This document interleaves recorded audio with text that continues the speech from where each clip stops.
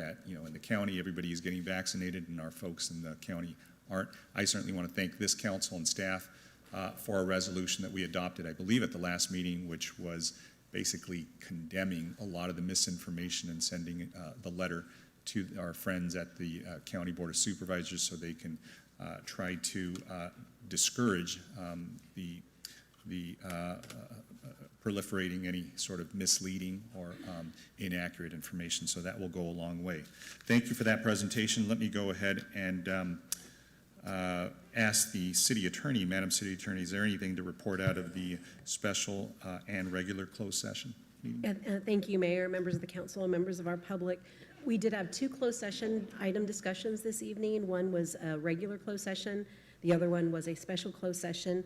With respect to the special closed session, which was a matter of potential or anticipated litigation, the City Council did meet to discuss the county's redistricting procedures and has agreed that all 7 council members will sign on to a letter asking the county to ensure compliance with the Voting Rights Act, and this was approved by a 7-0 vote. Mayor, I'd like to also just briefly say I'd like to confirm that we are back on with our live streaming, only because we'll need to be kept informed under our AB 361, because you're noticed under that law. The moment that that goes down, we can't conduct business. You would have the choice tonight not to further that, not to make those findings, and then you could conduct business. But when you decide to use your discretion to meet under that provision, then it must be live streamed or you cannot do business here this evening. Got it. But I'd like to just confirm, if I can interject, it is up and live. It was for a few minutes. But. Understood. So meaning conducting business, we can't deliberate. Can we still take public comments? Can we do any presentations? Can we swear in any of our commissioners? Right. So under the law, under this new law, you don't have to exercise this. You don't have to have virtual meetings. But when you agree to make those findings, then you are literally considered not to be in session if you're not live streaming your meeting. So that would prohibit you. Now, again, you don't have to do that. Our staff is recommending that we continue that. We have some other commissions that are sensitive and need to continue to meet virtually, but that would be the consequences tonight if it goes down again. Well, let's follow that policy since we've already agreed to resolve for that. So we are up and we're live streaming so we can move forward. Let me go ahead and before we go to public comments, I know that we have, and I'd like to request indulgence from my colleagues on the council to go ahead and take a matter out of order so we don't have anybody waiting too long and after their bedtime. Any commissioners, I think we do have a youth commissioner that is present that we'd like to swear in if that's okay. I think we'd have to take an action by the council to go ahead and approve that item. Mayor Sarmiento, I'll make a motion to move item 6 from the consent calendar. Great. For approval. Great. There's a motion and a second for item number 6. Are there any other commissioners besides Ms. Tucker or is that the only commissioner? That is the only commission, Mayor. Great. Okay. So let's go ahead and take that item out of order. We have a motion by Mayor Pro Tem Peñalosa, a second by Councilmember Mendoza. If council members can please vote from the voting module.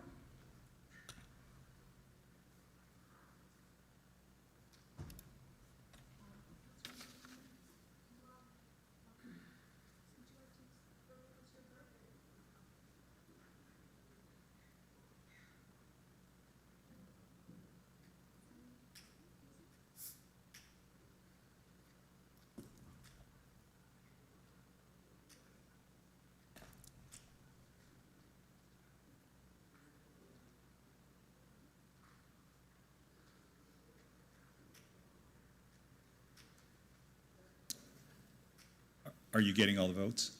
Yes, my apologies, Mayor. I was trying to log in. It looks like I got disconnected.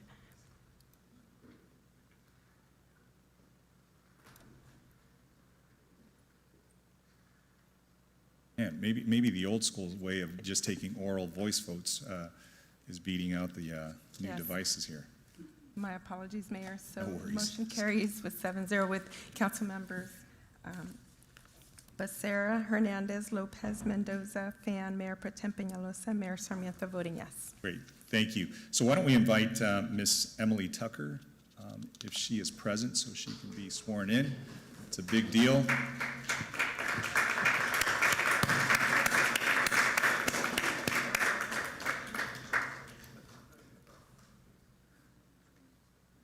Welcome.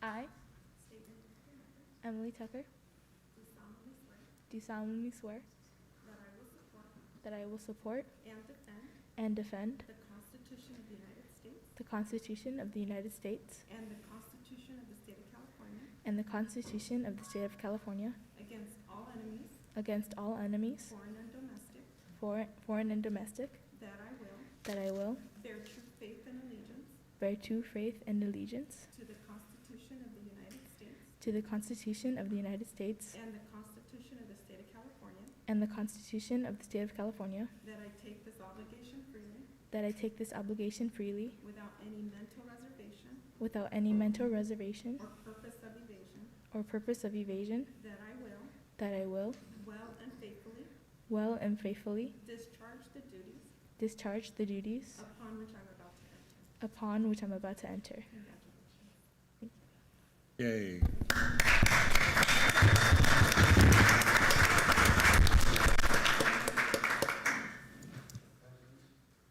So Emily, so a condition of you being a youth commissioner, you have to stay here for the whole meeting. Just kidding, just kidding. We wouldn't do that to you, no. Anyways, thank you and welcome. Thank you for serving, and to Emily's parents, welcome. Thank you for allowing her to serve our city. Great, so let me go ahead and move it along to the public comment section. And this is a time and place for the meeting of the City Council to receive comments from members of the public on agenda and non-agenda items. Pursuant to the Brown Act, the City Council may not enter in any discussion at this time. We will hear from members of the public that are physically present in the council chamber first, and then I'll go ahead and turn the meeting over to the clerk to see if there's any members of the public that are on the phone that wish to address us. So we'll begin with that. So Madam Clerk, do we, I guess we do have a few speakers here in public that would like to address the council. So I'm going to call on you. I'll name a few names so we could get through this quickly, and if those that are expected to speak can please come close to the podium. Let me begin with Skeeth Duin, followed by Octavio Cesar Martinez, followed by Madeline Spencer.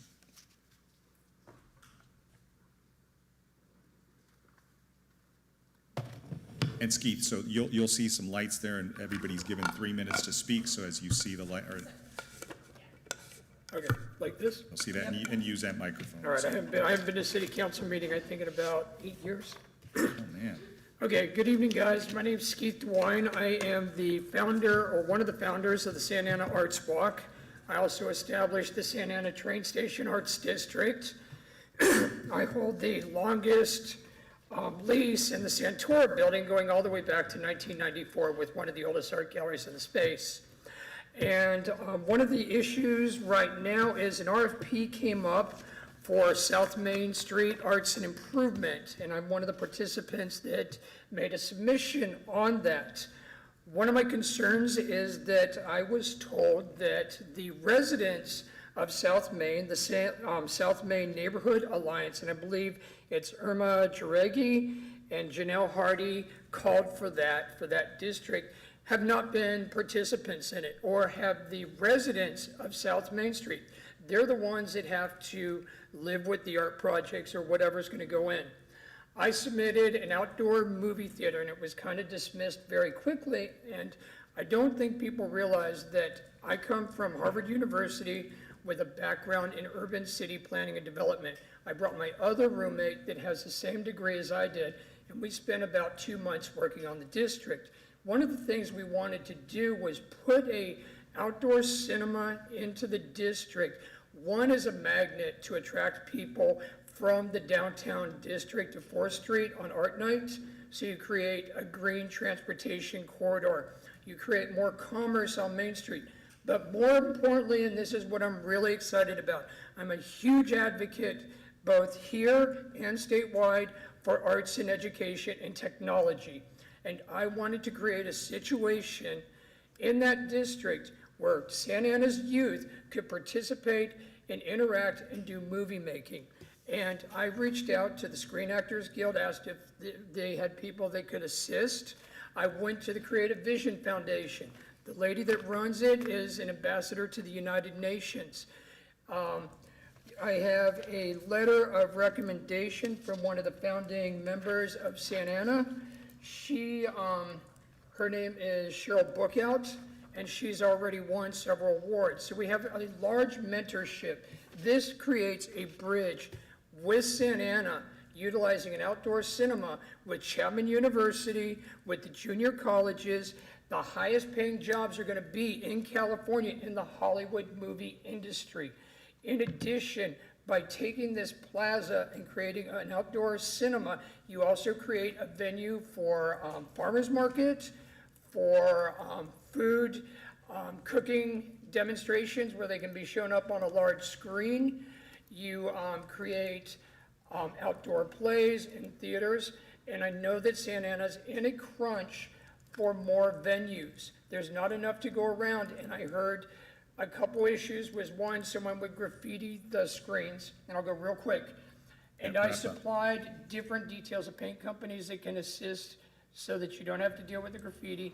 The second thing is programming, and I don't think we have any shortage of individuals to do programming for an event like this. Thank you. All right. For those words. Thanks, guys. Appreciate that. Octavio Cesar Martinez, followed by Madeline Spencer, followed by Ryan Smoller. Well, first of all, thank you for pronouncing my name correctly. It's not often I hear it. My name is Octavio Cesar Martinez, and I'm here on behalf of the Redistricting Unidos. I'm speaking on behalf of the recycling industry, but specifically scrap metal. The recycling industry ensures the reduction of extracting and refining and processing raw metals, and all of this processes creates a tremendous amount of air pollution. Recycling scrap metal is important because it reduces the need for these processes. In fact, 70% of metal is recycled scrap metal. And many folks do not know that recycled scrap metal has an almost infinite life. If you can melt it, you can recycle it, unlike paper and plastic, which usually has a 6 to 5 cycle. There are approximately 2,500 scrap metal recycling facilities in California. Over 1 million end-of-life cars and 3 million end-of-life appliances are recycled at these recyclers every year. Scrap metal recycling provides California with 51,000 jobs and an estimated total of $3.6 billion, that's billion with a B, dollars in wages. The industry's impact to the state is $11.5 billion. It also generates more than $1.5 billion in tax revenue that goes back into California local governments like this city. Locally, scrap metal recycling centers in Santa Ana see several sales of scrap metal per day. These retail consumers are environmentalists, and they play an important role in keeping scrap metal off our streets and out of our landfills. So we need to protect these jobs in the metal recycling industry against proposed regulations by the Department of Toxic Substances Control that will effectively eliminate the scrap metal recycling industry in California and drive it out of state. So I'm asking you to please join us protecting these green jobs. You can visit our website at recicladoresunidos.com for more information. Thank you very much for your time. Thank you very much for those comments. Madeline Spencer, followed by Ryan Smolar, followed by Danny Vega.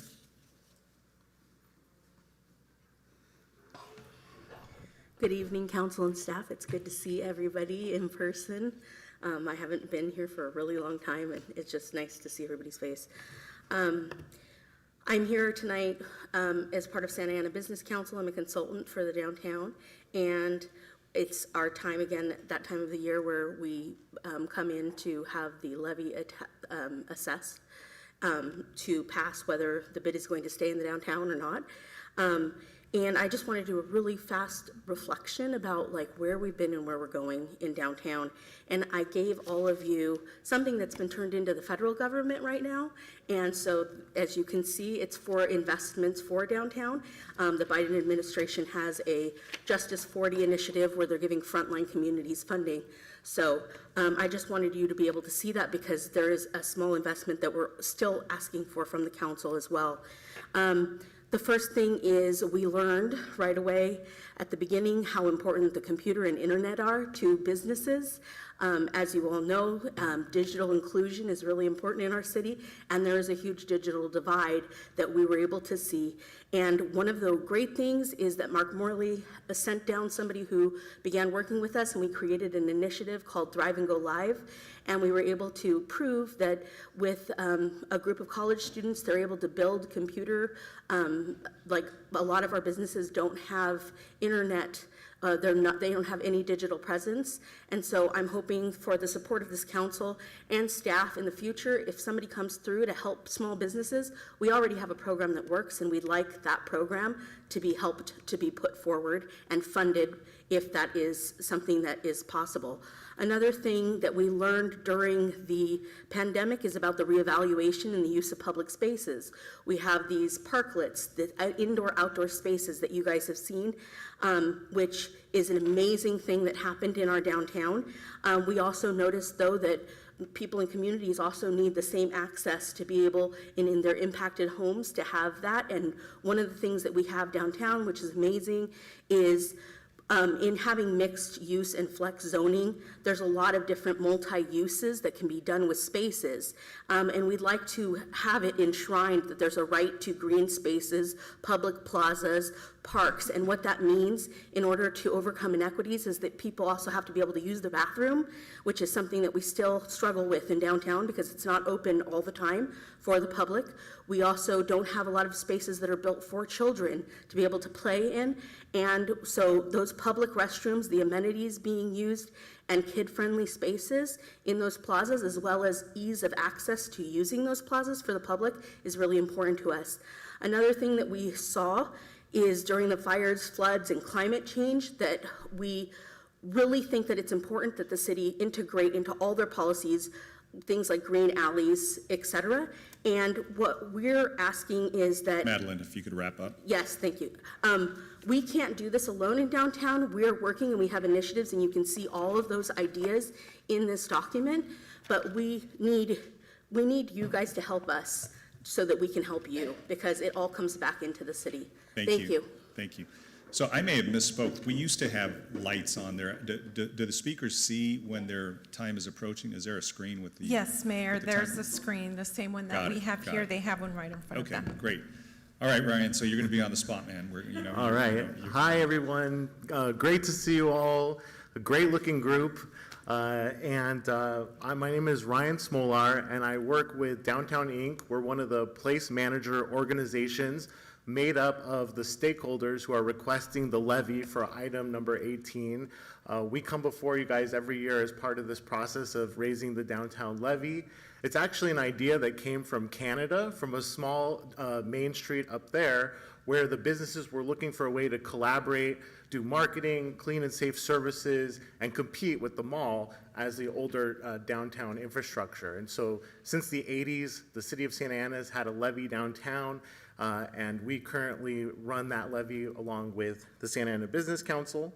We're really well known for the marketing support we do downtown, the communication stuff, the newsletters, the social media, also bringing people together, stakeholders and convenings for input, feeding information to the city and what people need, and also feeding out city programs so that make sure that all the businesses, downtown stakeholders can take advantage of the things that you guys are offering. Of course, this has been an incredibly unprecedented year. I'm glad Madeline shared those great books, which shows some of the stuff that's been accomplished this last year, but also some of the exciting things that we're looking towards next year. Last year was all about pivoting, pivot, but we were all there working. The downtown businesses really invested and kept their doors open as much as possible and the community safe, and it was really a beautiful, I think, moment for downtown. But we're very excited to be coming out of COVID. People are excited to see their downtown filling back up with events, with people, with customers. Residents are coming out, and so it's a whole new emergent era. That being said, there's still a lot of work to do. So passing this levy is something we do this winter, but we also want to be continuing to work with you, as Madeline said, to raise other resources to continue to provide the awesome programming and innovation and a forward-thinking vision for downtown for us all to continue to work on. So thank you very much, and we're here to answer any questions. Great, thanks. Ryan, thank you for staying under the 3-minute limit too. Danny Vega, followed by Dale Helvig, followed by Carl Benninger, followed by Alberta Christie. It's been 2 years since I've been here. Good evening, council. My name is Danny Vega, resident of Ward 3. I wanted to come just to kind of echo a suggestion that was brought up in a comlink meeting by a resident I'll just referred to as Jeffrey K. He suggested that we should have regular homeless related updates, just like we have COVID updates at every city council meeting. I don't need to tell you, but the homeless crisis is easily the top 3, if not the biggest issue that Santa Ana residents would identify in the city. And I've tried to listen to most council meetings, but based off of the conversation that you guys have here, you would think that this wasn't such a big issue. What are we doing to address the issue? Between the problem getting worse and improving, where is that arrow pointing? What direction is the city heading? The homeless crisis is a reality that nobody in the 64 neighborhoods that exist in Santa Ana can escape. Whether you're going out for a walk, whether you're going for an errand, whether you're dropping your kids off to school, whether you're just driving to work. You see on the sidewalk, people are using drugs, they're exposing themselves, they're jumping onto incoming traffic. They're even assaulting our residents. You guys remember a Santa Ana teacher recently, or not too long ago, shared a bloody photo of his face after being attacked by a transient while he was out walking. My wife was exiting my neighborhood and a transient started hitting the hood of her car. She was 7 months pregnant at the time. And even, I've had transients even in my backyard. So what are we doing to address this? I don't know what legally you're allowed to share to us, but it would be great if we had, like what's going on in our shelters? Are we filling up beds? Who's filling them? Are they from outside the city? What about homeless related 911 calls? How many are those in the last month? How many of those are violent in nature? So I'm asking you not only as a resident, but as a father of 3 beautiful princesses, as a husband, that you make this a priority. Let's talk about this at every city council meeting. That's all I had to say. Thank you. Thank you. I just wanted to, I was at Comlink recently, and I specifically did ask the city manager for an update regarding this issue, and so she is aware. Thanks. Thank you, Councilmember. Dale Helvig, followed by Carl Benninger, followed by Alberta Christie, and then Victor Mendez. I've got 14 seconds left. Be quickly. Yeah. Yeah, Dale Helvig, Ward 3. I just wanted to say that November 11th, 1919 was Armistice Day. And a week from this Thursday, it will be Veterans Day. It was changed to honor all veterans that have served in the armed forces. So I hope we close this meeting in honor of the veterans that have served.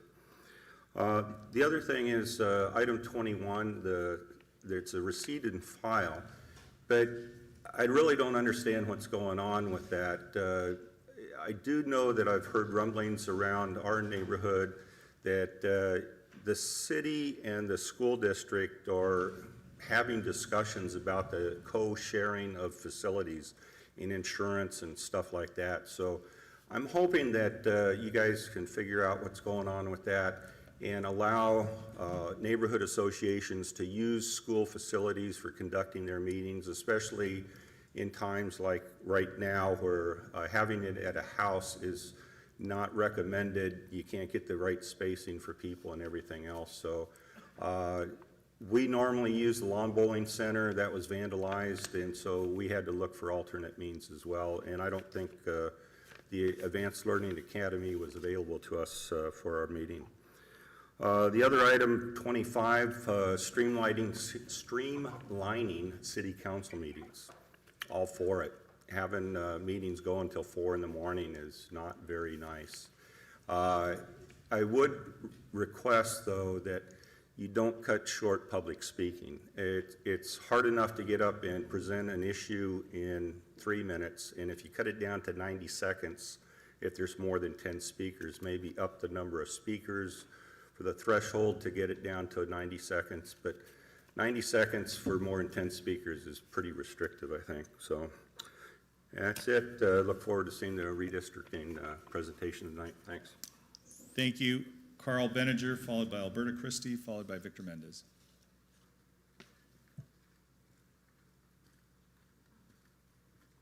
Good evening, Mayor and council members. First of all, Mayor, I understand your pain because I just saw the price of tuition at Northeastern. I think the real question our government should ask, why is education so expensive? Because my daughter graduated in 04, and that amount of time, it's gone up 3 times of what we paid for her. So that's where the question needs to be asked. So The pain's that obvious, right? Yes, I know your pain. I've got a number of things I'd like to cover tonight. On item 19 is talking about bylaws for the E-Tech. I just want to say I am here in support of that. And we did review those laws in front of the E-Tech Commission, and everyone voted for it. And so I do want to support that. I also want to announce that Comlink on November 18th, we're going to have our November meeting. We are going to recognize 10 people in the city of Santa Ana as our heroes, neighborhood heroes. Usually we do this in June, but because of COVID, we delayed it till this time. And it's very appropriate we do it on this evening, because Peter Katz, who was a great supporter of that program, we're going to be honoring him on that night. We're going to recognize, celebrate his life, as well as salute to the veterans, as well as do our annual Thanksgiving basket giveaway. So if you're available on November 18th, we'd love to see you at the Community Center and the Police Community Center for our Comlink meeting. This brings me to item number 21. Right now, we're coming out of COVID. We're trying to get the neighborhoods going again. And unfortunately, a lot of our neighborhoods use the schools to meet at. And that's being denied to us right now. We have neighborhoods that have not been able to meet because they have no place to meet. I know the committee, joint committee between the schools and the city has not met. The only thing I can ask is, please let's have that meeting. Let's get this discussion. I also can see a little bit of resistance because of what they used to charge us to what we want to pay. There's got to be a compromise in there somewhere, and we're hurting ourselves by not having our neighborhood meetings. So please, please, please get together, meet together, and let's get our neighborhoods going again as we come out of COVID. The last item, I want to talk as a citizen of Santa Ana on it. And this is kind of more for Councilman Hernandez. I feel your pain. I really do. I'm really sorry for what happened to your cousin. I realize when you are young, at your age, everything's black and white. It was for me when I was your age also. And with age, I've discovered there's gray areas on it. And so, though I'm very supportive of investigation, the reason why it's being done on the state level is because that's by state law, that any shootings go immediately to the Attorney General, not because our DA is corrupt. Our DA, I'm very supportive of Todd Spitzer and his department, but I think that's the proper place. And so let's see how that comes through before we're there. And if it's not, well, I tell us put it this way, we'll see the results. If I do not agree with it, I'll be with you on it, okay? This also brings me to a point that I was very upset to find out that Bristol was closed for beaucoup hours on Saturday. I was able to warn a lot of my fellow modern-day supporters to avoid Bristol as they came to the game at Servite, which is beautiful. The stadium was definitely full. Carl, if you could start winding up. Okay. Okay, what I want to say basically on, lost my train of thought. But now I understand that was unauthorized closure of the street, unauthorized celebration. If there's anyone that should follow the laws of the city, it's definitely the council people. No one else, I know I shouldn't be able to, and neither any council members, allowed to close down a major street for an item like that at that time on it. I also have a problem with not standing with the flag. Thank you. Okay? Thank you. Alberta Christie, followed by Victor Mendez. And Victor will be our last in-person speaker, and I'll turn it over to the clerk after that so she can have those on the phone. Hi. Good evening, Mayor and council members. I know your pain. when I was on the council, budget meetings, we had 3 a.m. budget meetings, so I understand what you're going through. But anyway, I'm here to talk about item 21 with the Santa Ana Unified and the city of Santa Ana with neighborhood meetings. In 1991, myself and all of our residents formed the Valley Adams Neighborhood Association. That was because we had 2 gang shootings right in front of our homes on Glenwood, right across from Valley. Grisette, in fact, Grisette Street where, in Glenwood was a gang house where they stored ammunition and everything else. We came together. I mean, we risked our lives, believe me, fighting that gang, getting them out of there, and securing Valley. We met there because that was the only safe place for our residents to meet during that time, because we didn't know who to trust at the same time. Okay. So years we've worked with both Valley and John Adams, helping them. We met with them, for meetings, and no problem whatsoever. None whatsoever. And now we're coming up that they want us to pay $139 per meeting in order to use Valley. Well, last 2 months, I circumvented that by having the principal of Valley on my guest list as a public speaker and to use her facility. But we're low income. We can't afford that. We're a bedroom community. We have no other place to meet but either at Valley, John Adams, or the other schools. This is a city, and a city is made up of many components: government, public safety, businesses, school district, community, and the arts. At what point, if we have one of those elements saying we don't want to work with you, what happens to our city? Our residents are there. We want to be able to improve our quality of life, and we need your help because of the fact that once again, in this date and time, we need that community support, and we need to meet so we all can work together. Thank you. Thank you, Alberta. Thank you for those comments. Victor, you might want to get comfortable because unfortunately we're at 7 o'clock and we have to begin our public hearing on the redistricting matter. Unfortunately, we're bound. Okay. You owe me one. We owe you one. I'll accommodate. We owe you dinner. So let me go ahead and move along to the public hearing.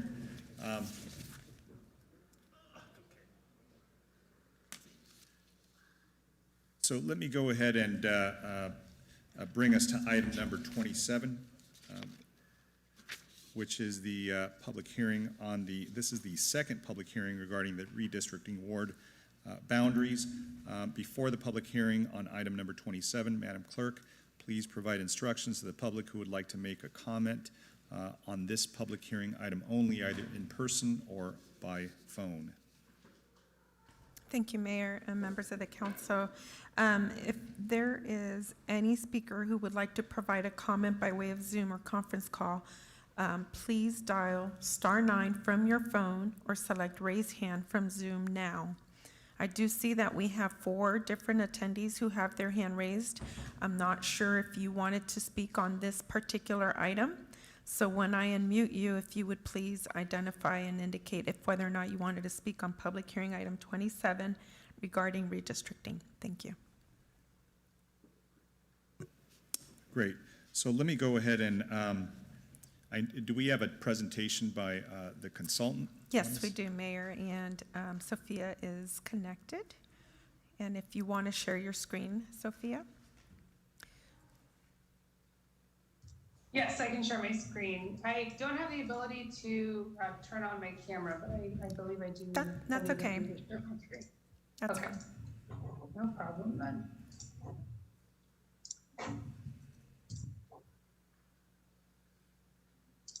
Continue. Okay. Are you able to see my screen? Yes, we are now. Thank you. Okay, perfect. Can I start? Yes, Go ahead. please do. Okay, wonderful. Hi, everyone. Good evening. Thank you for being here. My name is Sophia Garcia. I'm the GIS and Outreach Director with Redistricting Partners, the consulting firm that is working with the City of Santa Ana.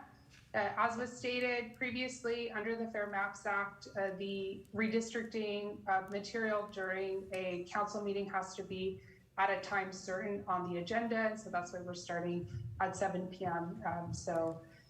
Let's get started. We're going to talk about how we move out of the kind of like outreach phase that Daisy and staff has been conducting into the process that we're going to do from taking all of that testimony to draft map. So that's the basis of tonight's presentation.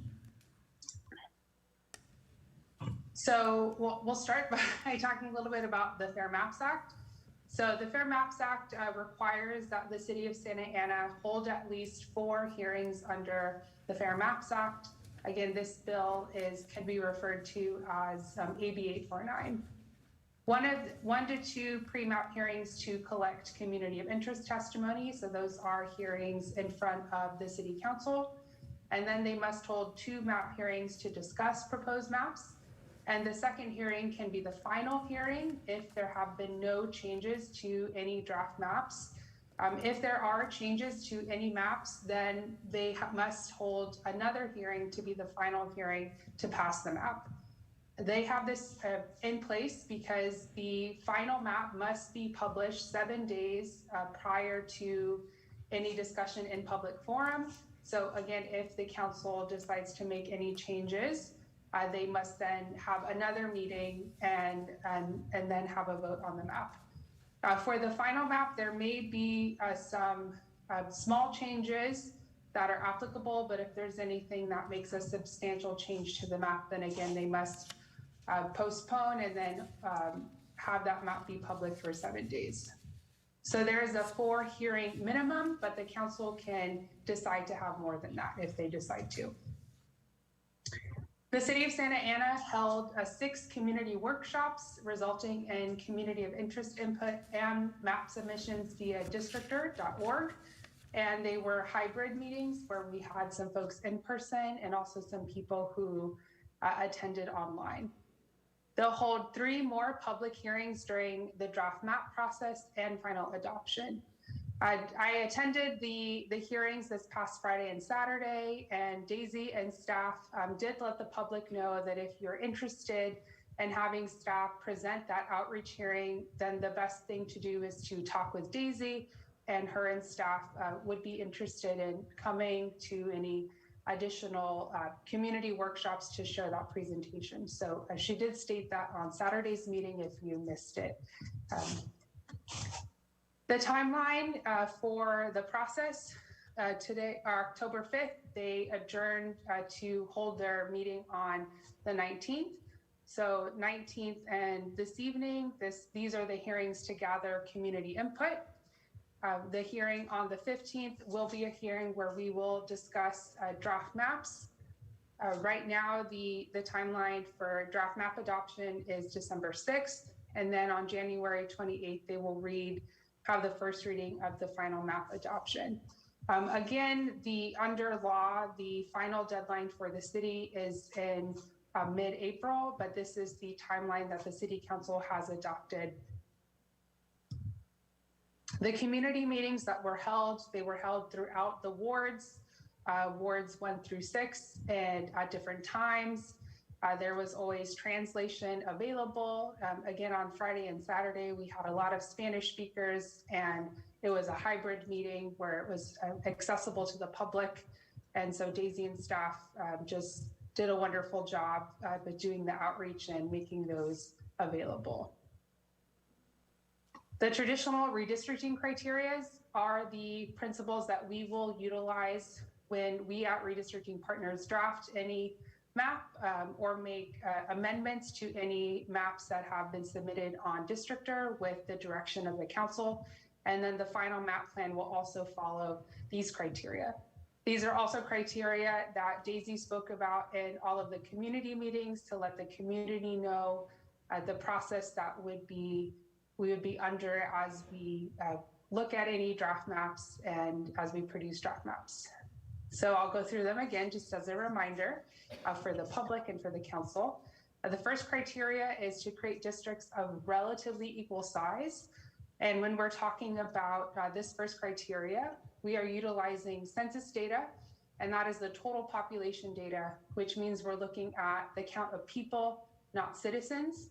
It also means that when we're talking about census data, the data is synonymous with the geography. So on Districtor and on our internal mapping platform, we utilize census blocks, which is the smallest unit of geography that we receive from the Census Bureau to be the building blocks of our districts. It is not in the best practice of redistricting to split census blocks, because if we were to do so, we wouldn't be utilizing true census data, and therefore we wouldn't be upholding the #1 criteria to create relatively equal wards using that census data. The council also has some room to not necessarily create wards of perfectly equal size. They have a total plan deviation of 10%. And we'll show you in the existing lines and all draft maps that we talk about, we'll have that total plan deviation so that the council can be aware of that, the deviation for each plan. The second criteria is to create districts that are contiguous. This means that all districts must be geographically intact. And if there any reason where we wouldn't have a contiguous district or ward, excuse me, I'm going back between ward and district, a contiguous ward would be if there were any unincorporated areas in the city that weren't part of the city. Communities of interest is a term and concept that we've gone really in depth with. Daisy and her staff have talked about that and uplifted that during all of the outreach meetings. It's a criteria that puts forth the importance of community input, of hearing neighborhoods, of hearing any additional input from the community. Communities of interest, you don't need any census data to come forward with. You just need your story, your narrative, and what you would like the council to know throughout this process. Another criteria that the council can look at is to follow census designated places or other government boundaries. Those are existing government lines that we can get from the city's GIS department or the county's GIS department. And finally, the last criteria is to keep districts compact. And this can be in two kind of definitions. One is in appearance, so that means it looks like a shape that we're familiar with, or in function could mean that a district may look a little bit different, could be considered as a gerrymander or appear as a gerrymander, but instead may serve to have a odd shape due to the functionality of that ward and how it relates to the other wards. For map creation, there's a number of ways that the city staff has been showing to the public, and one of those are these what we call placemats at Redistricting Partners. They're large pieces of paper that show for community of interest placemats just a boundary of the city of Santa Ana that allows for the public to draw any areas of the city, and then the community of interest, and then the ward drawing one that gives you the neighborhood boundaries. We have received a number of placemats, and we will have those up available and on the presentation for the presentation on the 15th. They're also available on the City of Santa Ana website. They're all linked there. The photocopies have been taken and staff has uploaded them. I believe there's over like 15 placemats that have been submitted to the City Council. Districtor is the other way that we've been receiving submissions, and again, community of interest testimony and ward maps. And so this is what's called a district-based map, but we know as a ward-based map that was submitted. And on Districtor, regardless if someone names their map or not, they get a specific unique ID And during this process, we'll reference the unique ID number so that we stay consistent as we're talking about draft maps that have been submitted. We have for the community of interest maps, Districtor does allow for the community to have a space to add any additional text or comments when they are submitting a district-based map or a ward-based map. Districtor does not allow a space for members of the public to give comments. So that's why during a community of interest submission, you may see some text, and on a ward-based map, you will not see any text. Hey, Sophia, let me interrupt you because we may have some questions, so let me just bring it back. I know Mayor Pro Tem has a question, and if any other members of the council. Please interrupt, because I can't see you on my screen, so. But you can hear us, so don't worry. I can, yes. All right, go ahead, Mayor Pro Tem. Thank you, Mayor Sarmiento. And Sophia, this is Mayor Pro Tem Peñalosa. I just wanted to, not sure if our city staff's responsible for this or someone at Redistricting Partners, but on that page 9 of your slide, the map submission, ID 60147, the one you were just showing. Yes. That school on Bristol and Edinger is Monterey High School, and you have it listed, or this map has it listed as Glen L. Martin Elementary, which is just north on Edinger. So My cursor? I'm sorry? At the bottom left of the map? Yeah, the bottom left of that map, that school that's listed south of Edinger on Bristol should be Monterey High School and not Glen L. Martin.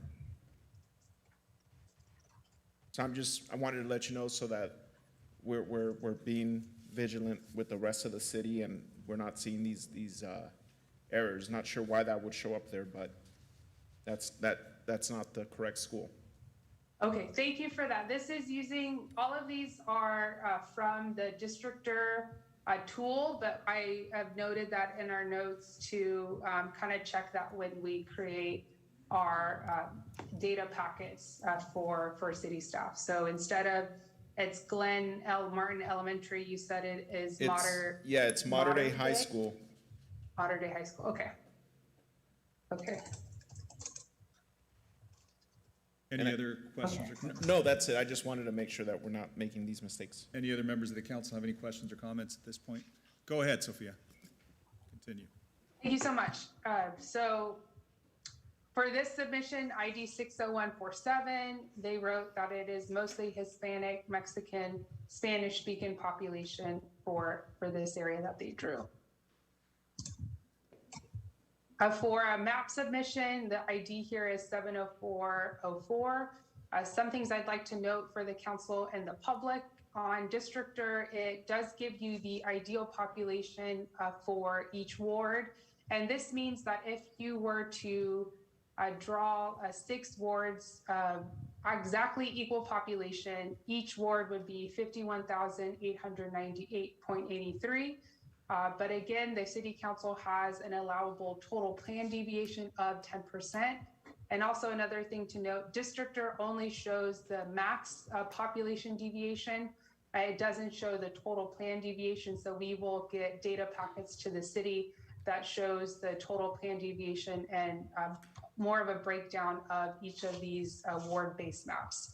Another note again for members of the public, if you'd like to specifically give additional comment for your ward-based map on Districtor, they call it a district-based map, then we invite you to reference your ID number of the map that you submitted, either during a public hearing or email staff, or again, to let the council know additional information behind the reasoning of how you drew your maps. It's not necessary, but if you'd like to give extra comment, referencing the ID number is helpful in that process. Another map submissions, we had multiple map submissions, and again, we will have even more that's been submitted, and we'll show all of those on November 15th, excuse me. So we have 70524, again 70537. And these are all available to the public. You can use the Santa Ana Districtor link on the website, and you are able to look at them on your own. And again, because they are, it is an online public tool, there is no login information. So maps are anonymous unless someone specifically adds their name to the title of the map or when they're submitting community of interest testimony. So we may not know the author of the maps unless they come forward and tell us who they are. So we did again receive additional testimony throughout the community of interest workshops and through the community of interest survey. And we will work with the staff to add that information to the presentation on the 15th. So we are aware that we are missing some stuff for this presentation, and we'll make sure that we add that for the 15th. For the current districts, we'll do a review of the current districts and the data. And this is how the packets that you will receive for also district maps. They'll include an overview page of each district. They'll include a page with data tables, which will show a breakdown of the total population and then also the citizen voting age population data.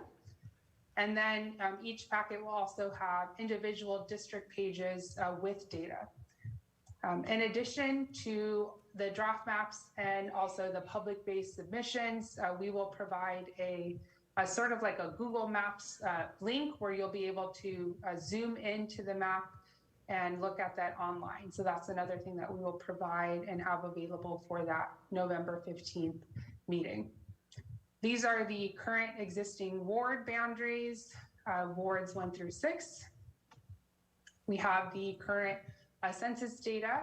So when we are looking at a total plan deviation, we look at the ward with the highest deviation. So in this instance, it is Ward 3 at 9.6. And then we look at the least populated ward, which in this instance, it is Ward 6 at negative 3.9. And then we add the difference between the two, and that's how we have 13.5. So we will do that again with all of the public submissions, and then all of the draft maps will have the district deviation or the ward-based deviation, and then again, the total plan deviation.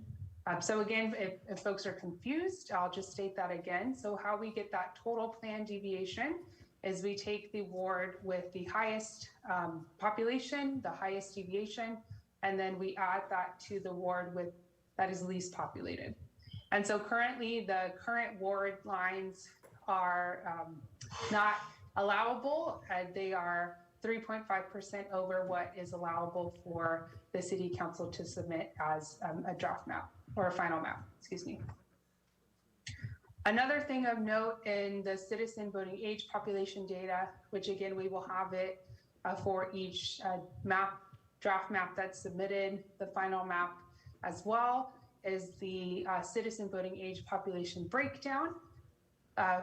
What we have highlighted are all of the wards that are over 50% plus Latino CVAP. So that is Ward 2, Ward 4, Ward 5, and Ward 6.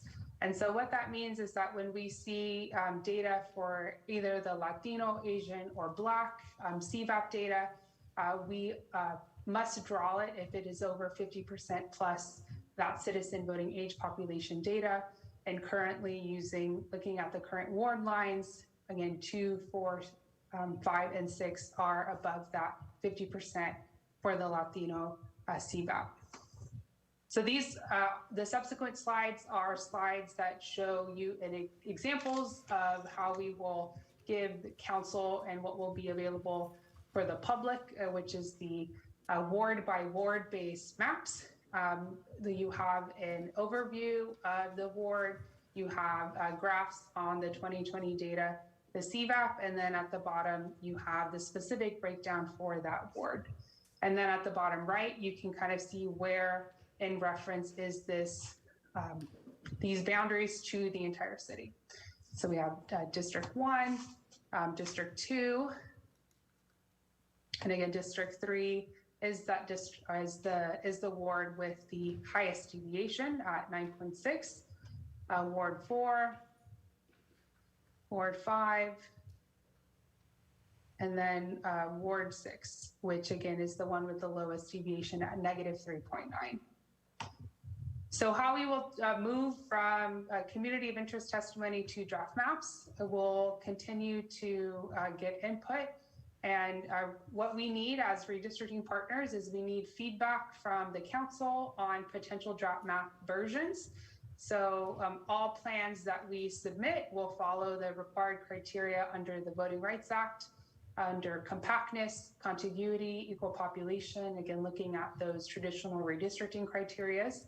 And what we need from the council is feedback on and also from the community is feedback on potential versions. So if the council would like to uplift a community plan, if the council has specific neighborhoods they'd like us to keep in mind, direction on kind of how you would like us to move forward when we present the draft maps on the 15th.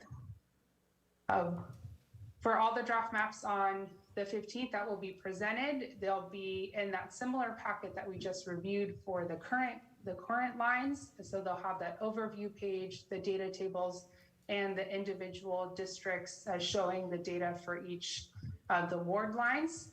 We'll also produce a summary document with all of the plans that have been provided thus far.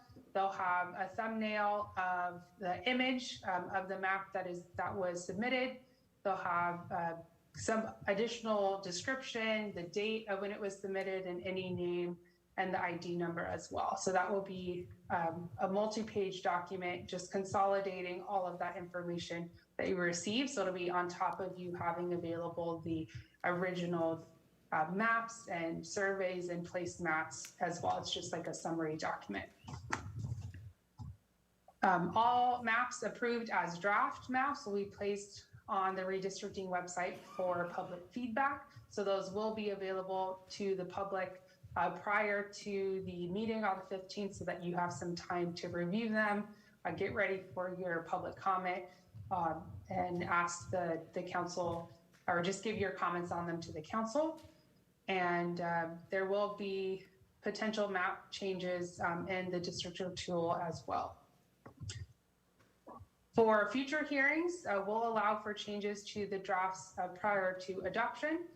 So hearing on draft maps and selection on final. So what this means is that if there are any changes that are made to maps and for the up or down vote for that final map plan, that plan must be made available to the public 7 days prior. But again, following the Fair Maps Act, we're also going to make maps that are going to be available to the public available on the website prior to that meeting. I want to state to members of the public and the council that when we submit draft maps, that's what they are. They are maps that we would love feedback on to make changes, and they are not the final plan. So we will submit multiple of those to you, and we expect to hear a lot of testimony when we have those maps available to you. Again, for members of the public, if you'd like to continue to submit any maps or give testimony, then Districtor is the link, the online mapping tool that the city is utilizing. It's still up and available for you to use. And then the placemats are also available for you to use in the website, and then also in person. So those are the two of the ways, but not the only ways that you can submit your map testimony.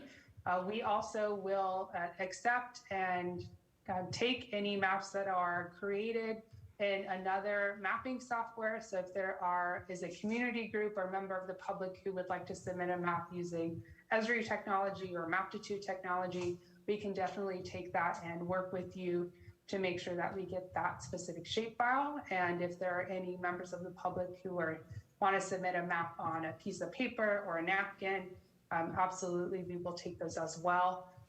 And as a reminder, for the verbal or written testimony, we won't be mapping those, but we are listening and we'll summarize those and take those into consideration also when we are drafting maps.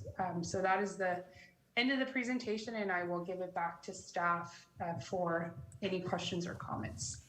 I did want to indicate that there was a correction on the date on slide number 4, where it indicated January 28th would be the first reading of the final map adoption. It's actually January 18th. And that may have been me, because I know that I updated the timeline for you. And so I apologize if I did that. And I also wanted to inform the council that I have been actually requested to continue to attend other meetings, and I am continuing to do that. And that is good news, because the public is wanting to provide their maps to me, and I'm going to go into their association meetings or neighborhood meetings. I'm actually going to one tomorrow at Discovery Cube, and then I'm participating with Public Works on that one. So just wanted to inform the council that I am getting a lot of feedback from the public. Good to know. Thank you for that presentation. Let me go ahead and before I call on members of the public to address us on this item and members of the council to comment, let me go ahead and officially open the public hearing on the redistricting ward boundaries matter that we are taking under consideration. So let me go ahead and call on the members of the public that are in person, and then I'll ask the city clerk if there is anybody on the phone that wishes to address us. So let me start with Elizabeth Martinez, followed by Karen Alvarado, and finally Dale Helvig.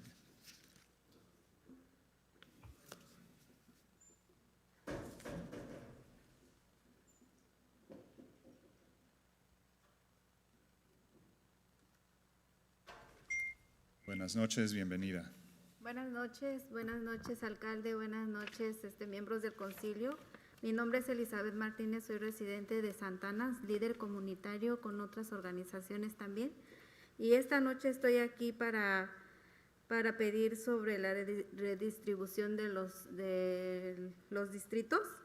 Y me gustaría compartir con ustedes quién y en dónde está mi comunidad de interés en el área de Santana, donde yo vivo, es latina. Entonces, me gustaría decir también que tenemos muchas necesidades como lo que es justicia económica, educación, inmigración, derechos de los trabajadores, no tenemos acceso a la atención médica, seguridad pública, transporte público y justicia social, racial. El mapa que el concilio apruebe de considerar las diferentes comunidades de interés, la mayor cantidad posible de distritos que sigan la Ley Federal del Derecho al Voto. El plan para la ciudad de Santana se encuentra en el cumplimiento de la Ley Federal de Derechos del Voto y la comunidad de interés, que reflejan las necesidades de los residentes más afectados de la ciudad. La comunidad latina, Santa Ana es el hogar de la comunidad latina más grande y establecida en el condado de Orange, la comunidad inmigrante y bajos ingresos. La ciudad incluye varias comunidades de interés, incluyendo a inmigrantes, comunidad de bajos ingresos y familias de estatus mixtos. La comunidad vietnamita, la comunidad del oeste de Santa Ana, trae riqueza en diversidad cultural y merece mantenerse unida. La comunidad que sufre de injusticia en la vivienda, de comunidad concentrada en apartamentos y hogares móviles. Estas comunidades son muy diferentes a las del norte de la ciudad y el área del sur, que la data del censo muestra diferencia en ingresos menores concentrados de comunidades de color. Muchas gracias, que tengan buena noche. Gracias.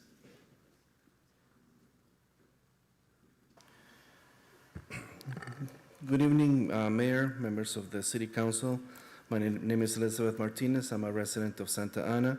I'm a community leader with several organizations, and I'm here to ask you to look at this redistricting process. I'd like to share about my communities of interest. We are Latinos. We have lots of needs. We need social justice. We need immigration services. We need to look at workers' rights. We do not have access to medical services, transportation, community justice, etc. The maps, you need to look at the different communities of interest and follow the mapping laws. We have lots of needs. Santa Ana is the largest Latino population in Orange County. We have low-income people. We're mixed status. Households, we have housing needs, we have Vietnamese populations west of Santa Ana. We have a lot of rich cultural diversity. We have injustices in housing, including mobile home residents, and we are very different than the residents of North Santa Ana and the south of the city. We are a community of color. Thank you for listening. Thank you, Karen Alvarado, followed by Dale Helvig. Hello, good evening, City Council and Mayor Sarmiento. My name is Karen Alvarado. I am an organizer with Orange County Congregation Community Organization. And OCO works to develop grassroots leaders to bring systemic change and results in creating communities where everybody can live with dignity and thrive. We are a member of the People's Redistricting Alliance, which is a coalition of 16 community-based organizations established to promote greater community voice and statewide and local redistricting processes here in Orange County. We are leading the effort here in Santa Ana, and as folks have mentioned in the presentation, I do want to give a good shout out to the consulting team and the city staff team for really trying to engage the community. But as we know, it's really difficult, right? As we're still working through a pandemic to really bring more community input and voices. So I appreciate really the openness to have additional community meetings to get further input and really guidance into how these communities of interest should be considered in a map redistribution. So I really want to appreciate and highlight that. However, I would want to stand here before you to ask to consider an extension of the timeline. I know that the deadline is not until April 17th to adopt the final map. So in really helping and working together, it would be helpful to have enough time and meet with everybody as much as possible to be able to gather the input necessary that will really do the honest justice to gather all of the communities of interest. So for that, right, I do want to make sure that we've already been working in months in advance, and we'll be coming up with a community map submission as well for you all to consider, hopefully in the next couple of weeks. And that it's going to be a product of months of community engagement, and including districts that are obviously really balanced and equal size, contiguous and compact. So I really, again, want to just ask for your consideration for the extension of the timeline to provide additional community feedback and voice. But as my colleague mentioned earlier, Santa Ana really does have a rich community, and that is focused in low-income immigrants and mixed-status families that need to be at the front and center of this process. So thank you so much. Thank you. Dale Helvig. Madam Clerk, do we have any members of the public on the line that wish to address us on this item? I have 4 that have their hands virtually raised, and I will unmute each one at a time to ask them, because I don't know if they're raising their hand for this item or some other one. Got it. Go ahead, Dale. Dale Helvig, Ward 3. I think I can keep this under 30 seconds. The map is incorrect. It doesn't show the annexed area that we added to the city off of north of 17th and east of Tustin. So I'm hoping that redistricting partners can correct that and show the full city. Thanks. Thank you for that. I'll go ahead and turn it over to you now, Madam Clerk, to go ahead and call on those members of the public on the phone. Thank you. And before I do that, I do want to make sure that the council is aware that any written communication we received on redistricting is available at santa-ana.org/redistricting, and all the maps submitted as well. And it will be stored there for 10 years. And with that, the Zoom ID Media Santa Ana, Media Arts Santa Ana, did you want to provide a comment on redistricting? Yes, and there's still an opportunity to provide a comment on general comments, right? Absolutely. Okay, perfect. Yeah, well, first of all, I want to begin by thanking the council for taking a stand on issues that help Santa Ana residents in this time of pandemic and crisis.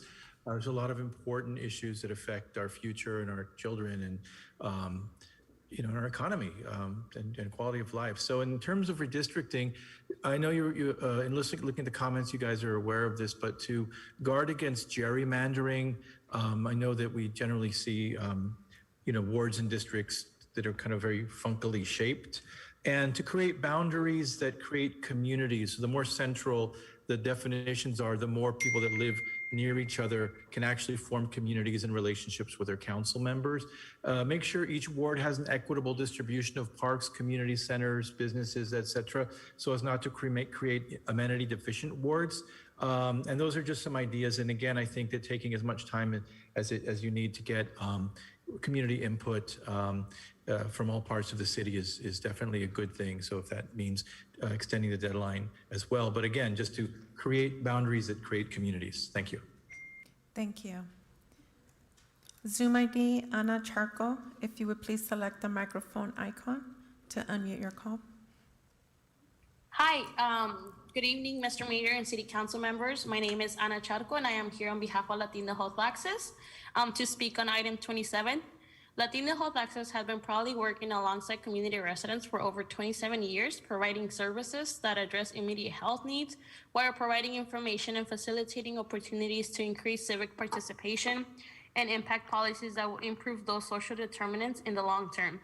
It is therefore that I ask of you today to take into consideration communities of interest that include our most vulnerable communities, such as low-income communities, the Asian community, specifically the Vietnamese community, and the tenant community. Most specifically, the tenants living in apartments and mobile homes during the redistricting process. These communities should be respected in the redistricting process, as these communities are very different from those in the north and south part of the city. Additionally, we are a tenant city, and most of our tenants are low income. The census data shows a difference in income and concentrations of community colors within the north and the south part of the city. We would like for the redistricting process to also be more friendly and for it to be promoted beyond social media platforms and online website, as we have seen not a lot of our community residents are involved in this process. Therefore, we would also like to request if we could extend the timeline to gather community input and put forums together where we are able to gather both our base and community input. Thank you for your time. Thank you. Zoom ID, Araceli Lopez, 714gmail.com. If you would please select the Zoom icon on your device and announce if you would like to provide a comment. Can you reduce your volume on the other device, please? Sí, buenas tardes, ¿me escuchan? Oh, sí, ¿puede bajarle el volumen la otra aparato que está usando, que está oyendo? Sí. Por favor. Sí. Gracias. ¿Puedo dar mi comentario? Sí, ahora, gracias.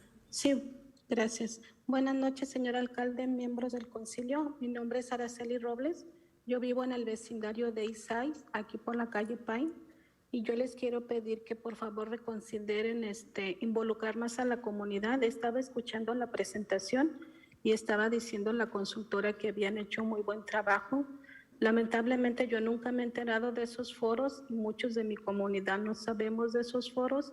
Me gustaría, cuando dicen que hacen un buen trabajo, cuál es la cantidad de la comunidad que llega a esos foros y cuál es la cantidad de personas que están tomando su opinión para hacer esta distribución de distritos. Mi comunidad es una comunidad muy variable, donde viven muchos jóvenes, somos inmigrantes.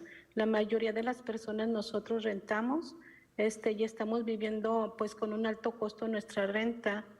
Pero sí, a veces me preocupa que la ciudad continúe usando los mismos métodos para hacer alcance con la comunidad cuando se están tratando temas tan importantes como la redistribución de distrito, que nos va a afectar en nuestra vida y en la de nuestros hijos, de nuestros nietos. Agradezco que hay más foros, espero que tomen más iniciativa y puedan usar otros métodos para poder alcanzar a la comunidad, porque esta decisión va a ser muy importante y necesitamos que ser más involucrada la comunidad y más ser parte de estas decisiones que tomen. Y por favor, yo les considero que los mapas que van a llevar a estas organizaciones que están trabajando como coalición, los tomen en consideración, porque eso es lo que vivimos nosotros día a día y espero que nos hemos escuchado. Gracias y que tengan buenas noches y espero que cambien la manera de cómo hacer alcance en la comunidad de Santa Ana. Siento que ya es tiempo de que se modifiquen la manera de trabajar de ustedes. Gracias.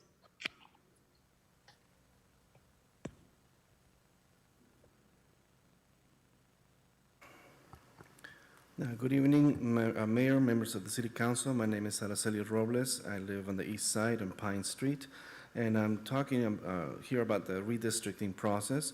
You need to involve the community more. I was listening to the presentation, and the consultant said that they did a good job in outreach, and I don't think that's the case, because I never knew about these forums. The community did not know about these forums. So when you say you did a good job, how many people were at the forums? How many people got to give their input on the forums? Our city is varied. We have lots of young people, we have immigrants, we have renters, and we have people who pay a lot of money for rent. The city needs to improve the methods on how they reach out to the community. This is an important issue that's going to affect our life, the lives of our children and our grandchildren. And we need to do more forums, and I'm thankful you want to do more forums to reach out to the community. This decision is important because it involves the city, and this is about our life. So when you consider maps, you need to consider us, because this is about how we are living. So thank you and have a good evening, and I hope that you change your outreach, how the city does outreach in the city, and it's time for you to change how you do your work. Thank you. Zoom ID CEA, if you would please select the microphone icon. Thank you. Did you want to provide your comment on item 27 regarding redistricting? Sí, ¿me escucha? Oh, sí. Sí, buenas noches, miembros del concilio. Alcalde Vicente Sarmiento, mi nombre es Saraí Arpero. Soy organizadora y promotora comunitaria con Latino Health Access. Esta noche estoy aquí para hacer comentario en el punto 27 de la agenda del día de hoy. Como parte de mi organización, somos miembros del Comité Comunitario de Redistribución de Distritos de Residentes de Santa Ana. Es un comité diverso y lo hemos tratado de hacer inclusivo. Hoy día quiero comentarles sobre el proceso de la redistribución de distritos. Me gustaría compartirles dónde está mi comunidad de interés. Tomando en cuenta que una comunidad de interés somos personas geográficamente definidas donde compartimos intereses en común, y como la definición es muy amplia y les da discreción a determinar temas a trabajar, como promotora y organizadora he estado involucrada más formalmente en los últimos 7 años con la justicia de vivienda. Una de las muchas cosas que tenemos en común y en necesidad de atender en esta comunidad. Algunas otras cosas que tenemos que atender es la educación con calidad, inmigración, salarios dignos, derechos a los trabajadores, acceso a los seguros médicos, seguros médicos y justicia y accesibilidad lingüística, seguridad pública, transporte público, justicia racial y mucho más, que nos hace ser una comunidad de interés, que debería de quedar bajo un mismo distrito y mantenernos juntos para trabajar hacia una mejora colectiva y se comience en un camino con más equidad. También les pido consideración para que cuando esto se redibuje, se tracen los distritos en estos siguientes días. Hoy más que nunca debemos estar juntos para mejorar.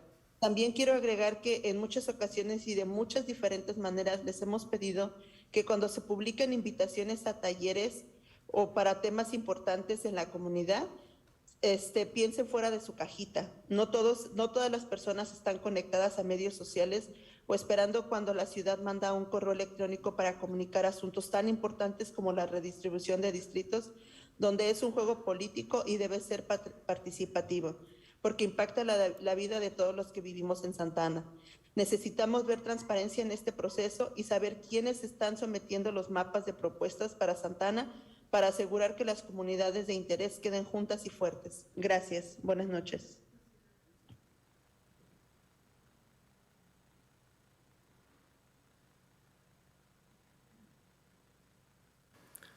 Good evening, council members. Mayor Sarmiento. My name is Saraí Arpero. I'm a community organizer with Latino Health Access. I'm here to talk about item number 27.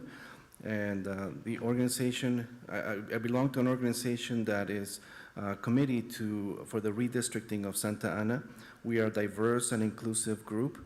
And in this redistricting process, I'd like to talk about the community our community of interest. We have, as it's defined, a community of interest is people who are well-defined, who have common interests.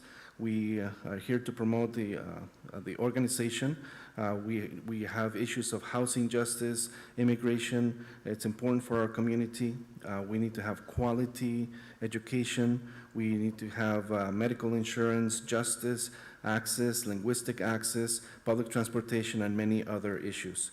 And when you make this decision, when you decide on the districts, we need to work collectively so we can have better equity. When you consider the redistricting in the next few days, we need to work together to improve the system. And we ask you that when you send these invitations to workshops and meetings and community events, that you think outside your little box, because not all of Santa Ana is on social media and has email. So this may be just political games and things that you're doing, but this is an issue that affects all of Santa Ana, and we'd like to have transparency in this process. We'd like to know who has been submitting the maps, because we need to work together to build a strong community. Thank you. And with that, that was the last comment that raised their hand on Zoom. I did want to also announce to the members of the public who are listening that there's other meetings that are being requested, and I'm happy to attend. So tomorrow I will be at Discovery Cube at 6 p.m., Wednesday, November 3rd. We'll also be on Wednesday, November 10th, and that was an invitation with OCCO at St. Joseph's Catholic Church at 6 p.m. Again, that's on Wednesday, November 10th, and then also on December 2nd at 7 p.m. at the Pentecostal Church of God, and that's again at 7 p.m. Thursday, December 2nd, Pentecostal Church of God for the Morrison Park Neighborhood Association. Thank you. Great, thank you, Madam Clerk. Thank you for that. Let me go ahead and bring it back to the council to see if there's any questions or comments on the presentation or on the public hearing matter tonight. Councilmember Fan? Thank you, Mayor. I attended one of the hearings or presentations, and that was really helpful. So a couple things. First, if you have never used Districtor, it's super fun. It's like coloring, but creating your own maps. So I definitely recommend you just trying it out, whether it's for your community of interest or creating your own maps or just to see how crazy you can get. I definitely recommend it. The one thing I do want to ask, Daisy, is I do know you updated the link, but on the landing page for the City Council redistricting process, I would love to see a big button for redistrictor or districtor, so that way you don't have to go through a couple links to get there. The other one I wanted to ask, and I don't know if it's for our consultant or Madam City Attorney, and I think it was a question I had already asked at the forum, which is, I was elected because of a settlement for a California Voting Rights Act lawsuit alleging that the city of Santa Ana, based on overpopulation, was diluting the Asian American vote. And so for anyone who's interested in submitting these maps, how does that affect what we're doing now with the 2020 census, and how do we comply with the settlement, in light of the population changes? So, my answer to that would be, obviously, we have to remain consistent and be able to comply with the law. I think in terms of specifics, that's probably a question best asked to the consultant in terms of how they're drawing those lines. They have the information as to population and how numbers may have changed since the last time we did that. But I would just definitely say we've got to be consistent and we've got to be in compliance with the law. Madam Consultant, do you have anything to add to that? Yes, we will be looking at the data and keeping in mind how the lines were drawn in 2018. And again, if we see any of those groups for the Asian, Latino, or Black population, it is again the best practice to draw districts that are focused on those. For other districts that don't have that population threshold, we would rely on community of interest testimony or the remainder of the the traditional redistricting criteria. And we can note that too when we show the draft maps, and again, if they follow those criteria, because for the ones that weren't listed is we do follow the Federal Voting Rights Act, so that is a really high criteria, and then we'll look at when it's the criteria that we look at when we're looking at the equal population, and so that drawing Voting Rights Act districts does come as the #1 criteria above the other traditional principles. I don't know if I stated during the presentation, but those are ranked criteria. So again, it starts with the Voting Rights Act, then we look along with the equal population, and then the other criteria follow. Thank you. And I guess the last question I had was, we had a few callers saying they didn't get notice, and I know in a city of over 300,000 people, we're not always going to be able to catch everybody, but are we able to, whether it's, I don't know, mailing folks or something like that, is that cost prohibitive? Because I know in our city, at least with, COVID and whatnot, the door-to-door, the hard mailers kind of got more attention compared to, social media and the like. Well, I can connect with staff who has done that in the past and see what that would take. I could definitely look into that more. Absolutely. Thank you. Thank you for that, Councilmember Lopez. Thank you, Mayor Sarmiento. Daisy, I think I heard you say you're going to be in Ward 3 2 more times. Can you please send those dates to me via email so that I have them on my calendar? And because we're going to continue, obviously, to do more outreach and speak with the community. And I know the last time we were in Ward 3, there was probably 5 people there. And so I do agree with the cause that we need more community input. So I don't have an issue with extending the timeline. I think it's probably really appropriate at this point since we're going to continue to ask for feedback from Santa Ana residents. Thank you. Thank you, Councilmember. Any other questions or comments? Councilmember Hernandez? Yeah, I just wanted to share. I recently attended a redistricting event on October 29th, and I wanted to applaud Daisy Gomez for the event. It was well organized. It was very welcoming. There was social distancing. There was beverages and snacks, and residents were very well informed.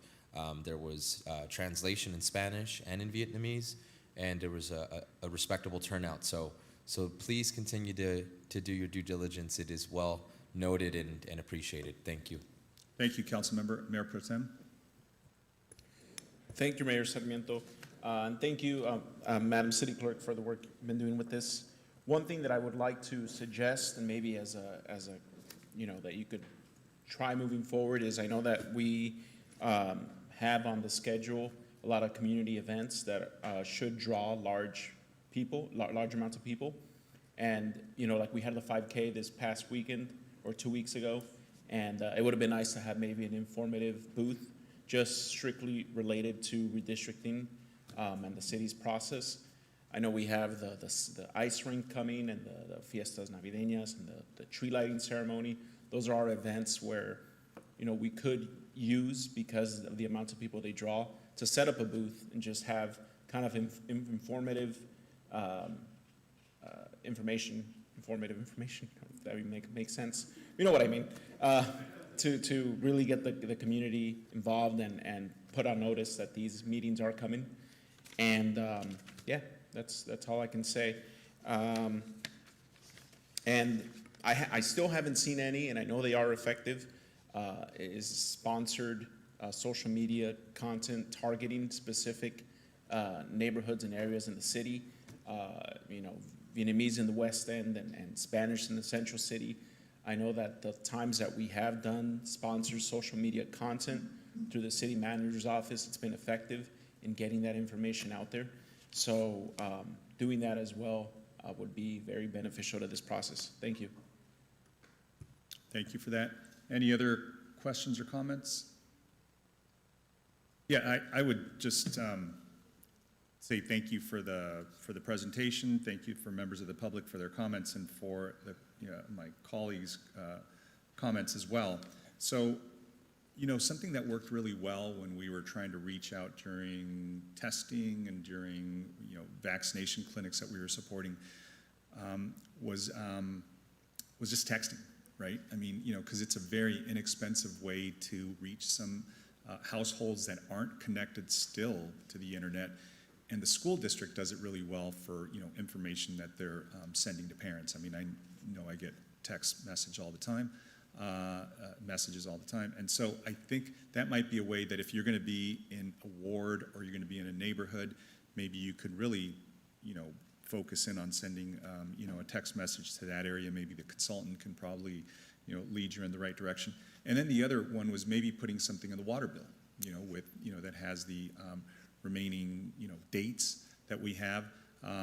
We may be brushing up against that a little bit. Maybe that timeline's kind of winding up. But to the extent text messages are a really cost-effective way, because almost everybody has a phone and a device that they'll be receiving, information, and all they really need is the date and the location, and that's it. Finally, I would just say, for our presentations, because I'm not sure if we're going to be having any additional public hearings or anything else, but on your timeline, what might be a good idea is to put the deadline, right, of when the final date is for submission. I believe the statutory date is sometime in April, that Sophia mentioned, our consultant. So, so long as that's there and everybody understands, as we mentioned this, there is flexibility in time. We're giving ourselves a lot of additional time in the event that we need to gather more information. We certainly don't want to make any decisions based upon a nominal amount of maps and background that we receive. So that's all I have. And seeing no other questions or comments from the council, I will now go ahead and close the public hearing and go back to our final in-person public speaker. And I know he wanted to learn all about redistricting, so that's why he waited. Mr. Victor Mendez, come on up. And then we have some speakers on the phone, right, Madam Clerk? Yes, we only have one.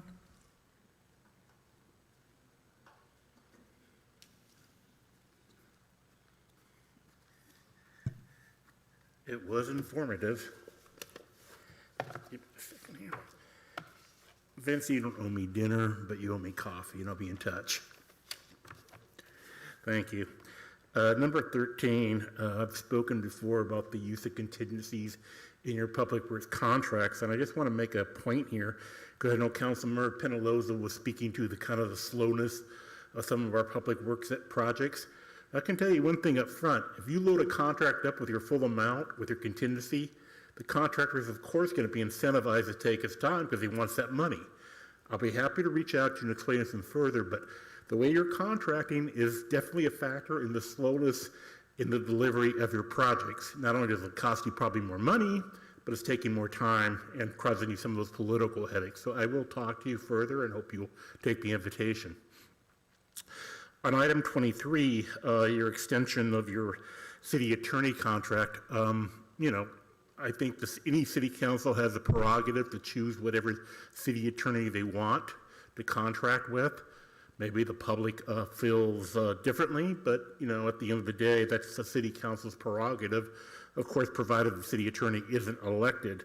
The report itself is very puzzling to me.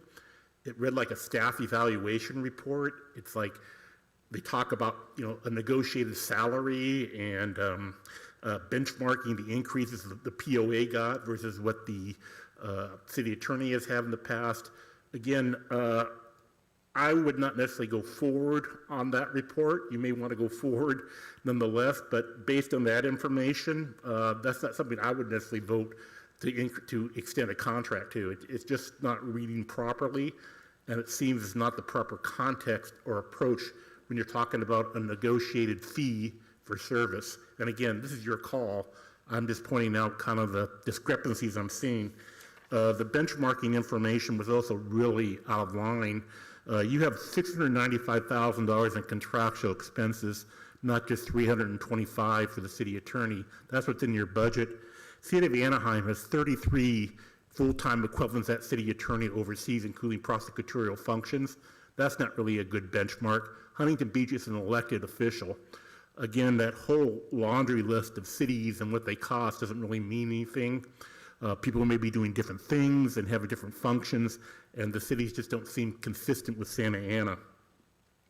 Again, I'll just leave it to you. And then in terms of performance, I mean, I can only state what I've read. There's been allegations of leaked information.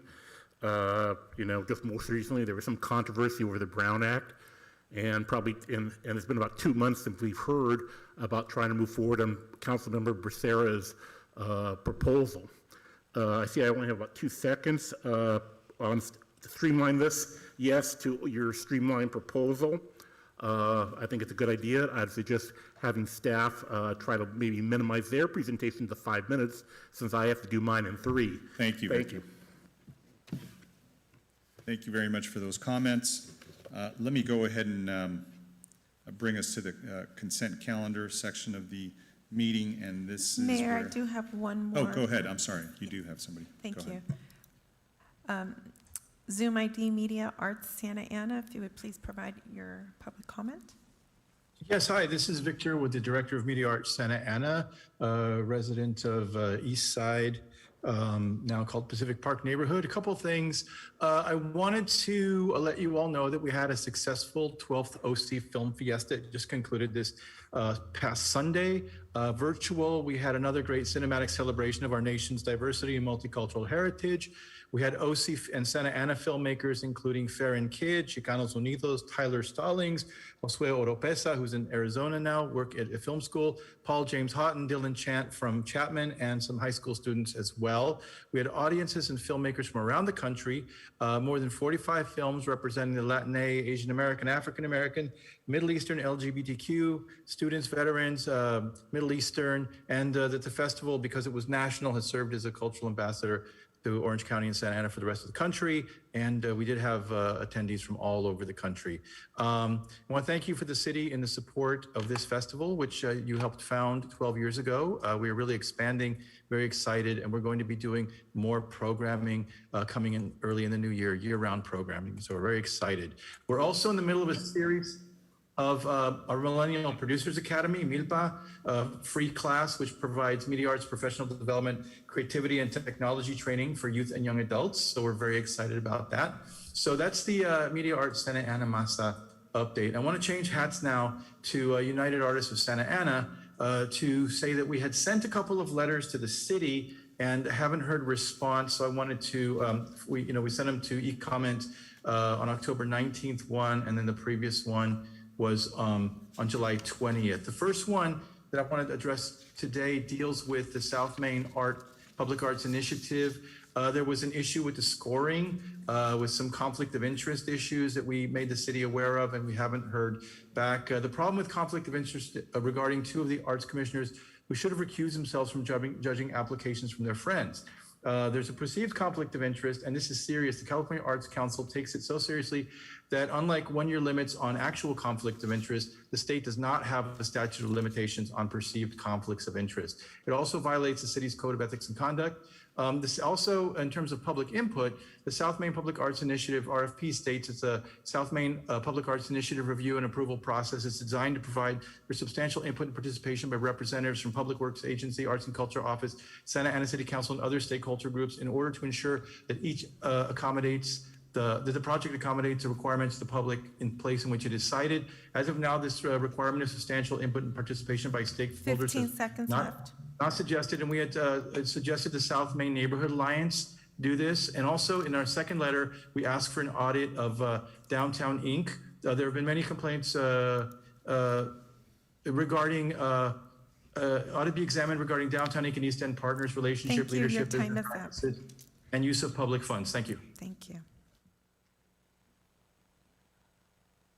And that is all, Mayor. And before you proceed, I did want to announce that we did also receive written communication on agenda item. One Santa Ana resident commented on unpermitted event on October 23rd at Santa Ana Boulevard in Bristol. One residency not disclosed commented against rent stabilization ordinance. One Tenants United Santa Ana commented in response to the rent stabilization ordinance referendum. Item number 18, One Santa Ana organization and support. One Santa Ana organization commented on the way that the money is being distributed and used. Item 21, 2 Santa Ana residents commented to work with school district to keep access at a minimal cost. And that's all we have. Great, thank you. Let me go ahead and now ask any members of the council if they'd wish to pull any items off the consent calendar or abstain and recuse themselves from any items. Councilmember Fan? I need to recuse myself from item 11 and 15 as the Orange County United Way and the City of Westminster are clients of my employer, my law firm, Rattan and Tucker. And so I will recuse myself from those. And I'd like to pull item number 17 regarding the down payment program. Thank you. Thank you, Councilmember. Anybody else wish to pull any items or abstain from any items on the consent calendar? Mayor, Yes. I'll go ahead and pull items 19 and 21. Great, thank you for that. So is there a motion to move the balance of the consent calendar? So moved. All right, so I think it was a motion by Councilmember Hernandez and a second by Becerra. Madam Clerk, if you'll please call roll on that. Mayor and council members, if I could ask you to please use the voting module.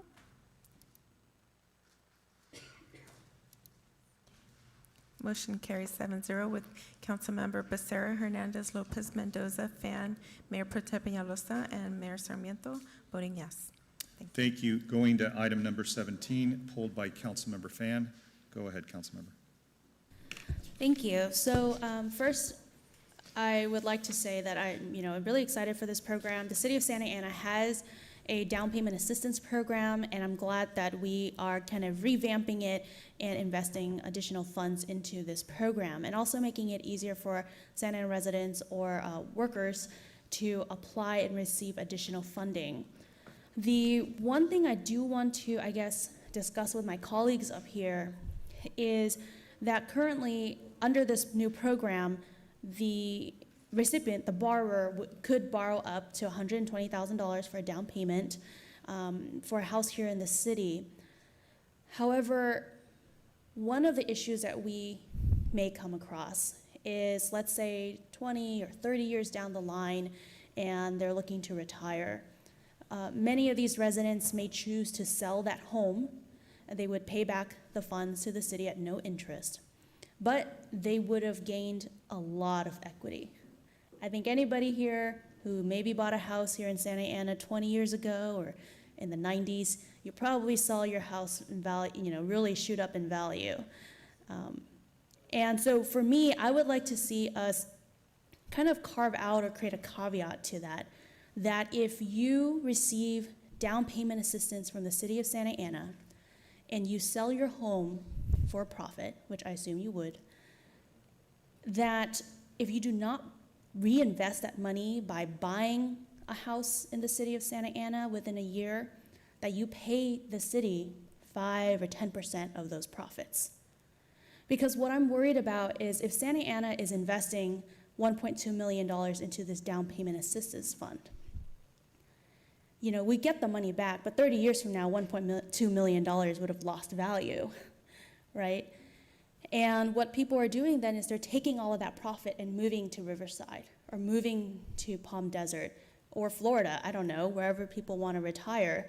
And so we're losing that investment. So what I'm asking my colleagues to do, and I've spoken to one of our city attorneys, as well as Judson Brown on this, is that we can just create a condition that says if you sell your home for a profit and you don't buy a new home in the City of Santa within a year, that you pay the city 5 or 10% of those profits. I don't think that's a lot to ask. I can say that when I bought my townhouse in 2019, it's basically increased in value by $80,000 2 years later. So I can only imagine in 20 or 30 years what the increase would be. And I really think that that's a great way for any resident to kind of give back to the city once they've received the benefit of the down payment assistance. Great, thank you for that comment. Excellent comment. Councilmember Becerra. Thank you, Mr. Mayor. I want to thank staff for listening to the multiple council members that have brought up, the down payment assistance program and trying to increase the amount of resources that we have going towards creating these opportunities for home ownership. The staff report stated it very well. Home ownership leads to asset building and the accumulation of wealth instead of solely relying on the city's financing of affordable rental housing.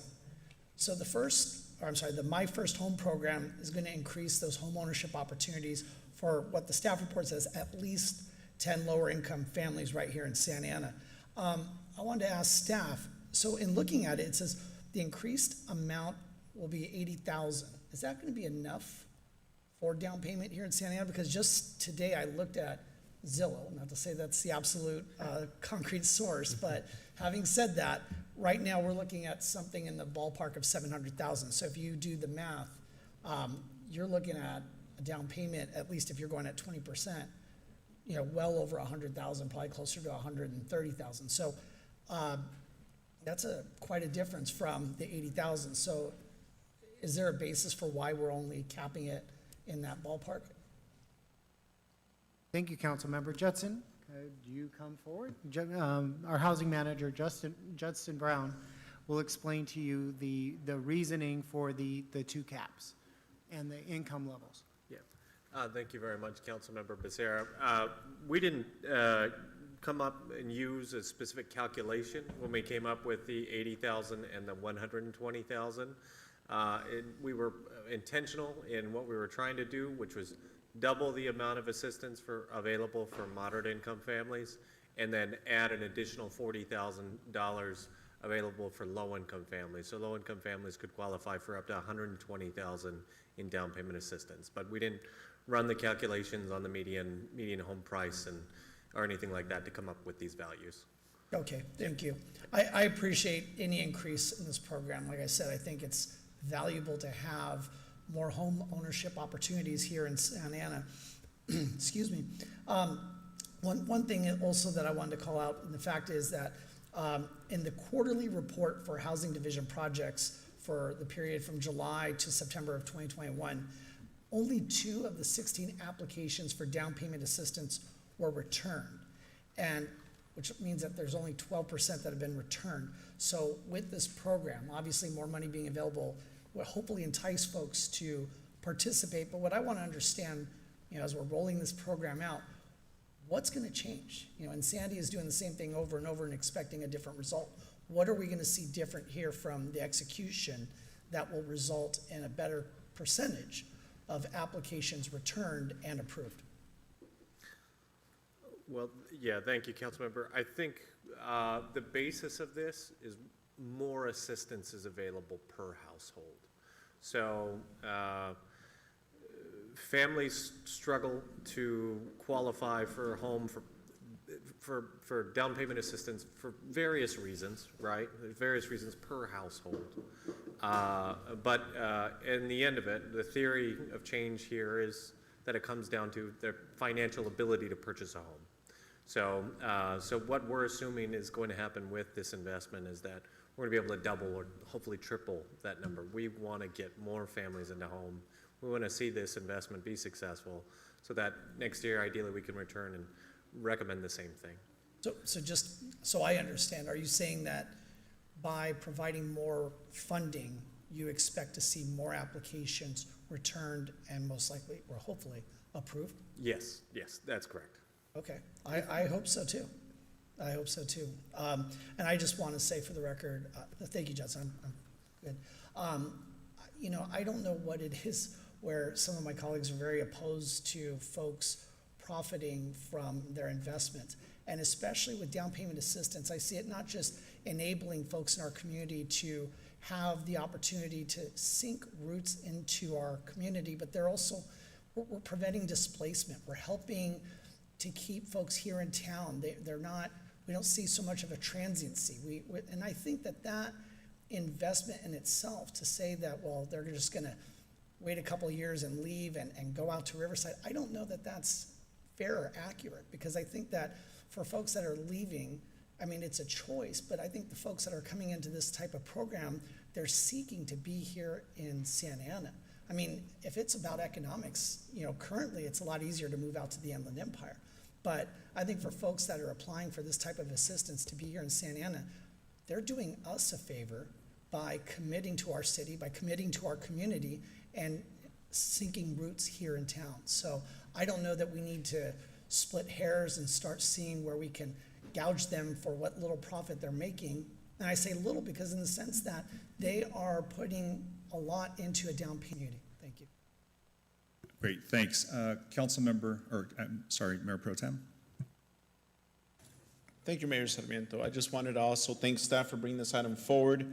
Very happy to see our collaborative effort in the city to really help our Santa Ana families get away from renting and getting away from relying on affordable housing and helping them, you know, purchase their own home and build generational wealth over time. I know that I personally know dozens, if not hundreds of people in the city that were paying rent at an apartment or renting a house and were fortunate enough to move into home ownership in the city, and they pay less in their mortgage than they do renting an apartment or a home. So very excited to see programs like this. I wish it was more dollars allocated towards this, but I know that with time we'll hopefully be able to put more money towards this. I want us to be careful in suggesting that we restrict a homeowner 20, 30 years from now from you know, taking a cut of whatever profit they may have when they sell their home 20, 30 years from now. If somebody wants to, in my opinion, sell their home 20 years from now at a profit, okay, pay the city back the down payment assistance. If they want to move to Texas, to Florida, to Mexico, to Riverside and buy 3 homes with that profit, more power to them. I mean, that's the whole point, is to help these families build generational wealth over time so that they could have something to pass on to their families and their kids. And I'm not comfortable, you know, putting a condition on something like this because, you know, you're infringing on people's private lives to, you know, to move freely and do whatever they want. And it's, you know, I don't think it's going to take away from the city because they'll sell the home and move to a different place, but guess what? Another family's going to buy that home and reinvest in our city, and it's not going to sit there vacant forever and ever. Someone's going to buy it, and someone's going to shop in the city, and someone's going to pay the property taxes. So I don't think the city loses anything by having that family move to a different state. So I'd be supportive of the item as is, and I'll make a motion to approve it. And that's it, Mr. Mayor. Great, thank you for those comments. I'll second it with a question. Go ahead, Councilmember. Is this program in addition to what we already have?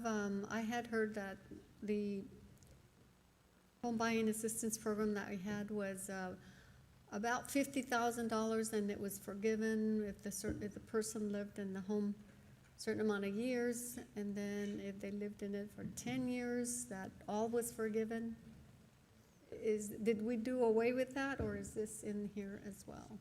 No, thank you, Councilmember Mendoza. This program is an enhancement upon our existing program. So we already invest in down payment assistance. We offer $40,000 for moderate income families and $80,000 for low income families. This injection of funds with approval by City Council will add $1.2 million and increase those amounts to $80,000 and $120,000 respectively. But it is building upon our existing program. Okay, very good. And my second question is, if the resident sells the home here in Santa Ana and does not invest in another home within 2 years, they end up paying quite a bit on the capital gains. It's my understanding, so they may even lose out on any of that profit. Is that correct in my understanding? Let's see. Yeah, Stephen. Council member, I don't think we would like to give taxation advice to anyone based on their familiar situation. We wouldn't know. But yes, capital gains exist, but we don't know if each family would be subject to it. Fair enough. Thank you. Thank you. Thank you both. Great. Thank you from our. Sorry, Judson, I do have a question for you. Go ahead, Councilmember Lopez. Well, first and foremost, thank you for this. I think that this is a really important program, and I like that we're continuing to evolve. Do you know if any other city has something like what Councilmember Fan is proposing? Anything of the like? Thank you, Councilmember Lopez. Not that we know of, no. Okay. Question? Good job, Judson. That's my comment. Is that yours? Okay. Any other questions or comments? So I know we have a motion and a second. I do have just a couple of comments on this.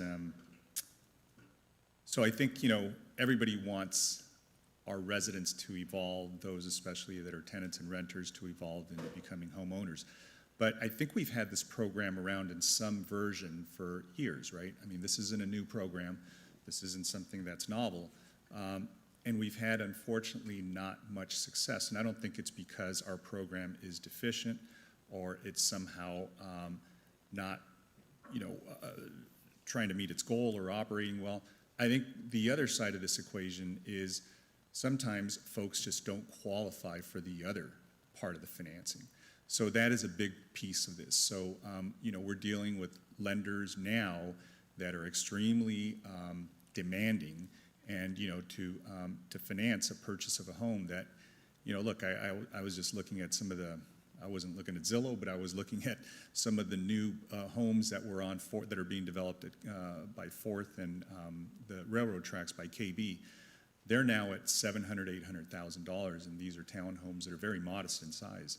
So for somebody to qualify for financing for something like that is extremely challenging. And so I think it's, great and aspirational to try to make homeowners out of folks here in town, but unfortunately, that means a lot of, to encumber, properties, to get to get a loan, you have to provide a lot of information that sometimes isn't available. More than anything, a steady income, and people coming off of COVID right now don't have steady incomes, and some of them are really sort of off balance. But I guess to me, the other piece of the puzzle is from us providing some sort of matching deposit. There has to be some ability from the borrower or from the resident to have their own internal savings. So I think the reason why I think this is coupled well with the inclusionary housing fund is that now you're helping people have affordable rents, so they're able to start saving money. So they're able to start cobbling together that money so they can couple with these matching funds that the city will provide. So, our funds alone won't get somebody into a home. There is a whole litany of things that are required. So I think that if we can work with lenders, and maybe that's the relationship that we can start having is with lenders that are reasonable, and working with our residents and seeing what we can do to assist. And sometimes it's just simply walking somebody through the application process. And I know I've worked for lenders for years and represented them. It is just a very, very daunting task, even for somebody that is familiar with, with debt financing. But for somebody who is low income, first-time home buyer, it is an overwhelming process to go through that. And so I think what we're going to start seeing, hopefully in the city, with the creation of affordable units, with the creation of stabilization in our, in our community, is that people are going to start saving. People are going to have more disposable income. And that's the hope, is that coupled with this, I think maybe the program will be successful. It's going to take some time because, as we've seen, renters and people that reside in our community, 70% of their salaries are going towards rent. So how do you expect to save anything to be able to, put together a fund to be able to, present a deposit and present it to a lender and say, can you underwrite a loan for me for $500,000? That is a very difficult thing to do and to ask our residents. That's just not realistic. And yeah, we'd love to create generational wealth, but it is a whole, burden that I think we're, expecting people to overcome easily, and that's just being simplistic about it. And so we can't be that simplistic in our thinking. On the other hand, I mean, I think it's fair to have a program like this for those that are in a moderate income level that can maybe be able to do this, but is a very limited population that we're talking about. So I think we have to be proportionate in how we expend these inclusionary funds. I think this is fine. This can go ahead and maybe help 10 families, and I appreciate Judson and the community development team for creating this amount of money and this increase. I think it's well thought out. We're increasing the amount that we first started with. 40,000 was at that time very strong, and we thought was helpful. Now it's considered modest, given what deposits are being are expecting. We see properties in the city that are on the market that are being outbid. There's multiple bidders bringing the asking price up by 20-30%. And that's just the reality of the market that we're in, unfortunately. So those are all my comments, and I think we have a motion and a second. And Mayor? Yes. I would like to make a sub-motion to approve the program as is, but also add in the condition that if the borrower chooses to sell their home and not purchase a property within the city of Santa Ana within a year of the sale, then they would pay back the city 5% of the profits. I think that it is what we want to do because it ensures that this program is sustainable into the future and that we continue to invest in Santa Ana residents and not, incentivize others to profit from the loans that they get and then to move out of the city. Thank you. Great. I'll go ahead and second that, and I forgot to mention, the whole discussion point on that. I think, we don't want, our capital to flee as well. We don't want it to be, spent and expended and used in other communities. These are precious dollars, so I'll go ahead and second with that amendment. And just for clarification, paying back that 5% would not apply if they repurchase a house or purchase a different house or downsize in the city of Santa Ana. The point is, if they stay here in the city, they get all the benefits of a resident. But if they choose to leave, then 5% is not a huge price to pay. Thank you. Great, thank you for that. Madam Clerk, why don't we go ahead and take up the substitute motion first? If that doesn't pass, we'll go ahead and go to the original motion. Thank you. I have a question. Yes, go Mr. ahead, Mayor. Councilmember. So with the sub-motion, what is the length of time that we're placing on, let's say, a prospective sale? Like, let's say I qualify for this program, purchase a home today, and 15 years from today, I decide to sell. So I guess what's the threshold for that time frame? You can sell your house whenever, and at that time of sale, you would have to pay back the city the down payment assistance, right? That's part of the program, no interest. But let's say I went from a 3-bedroom townhome to a 4-bedroom single family. I take that profit and I buy the single family in the city of Santa Ana.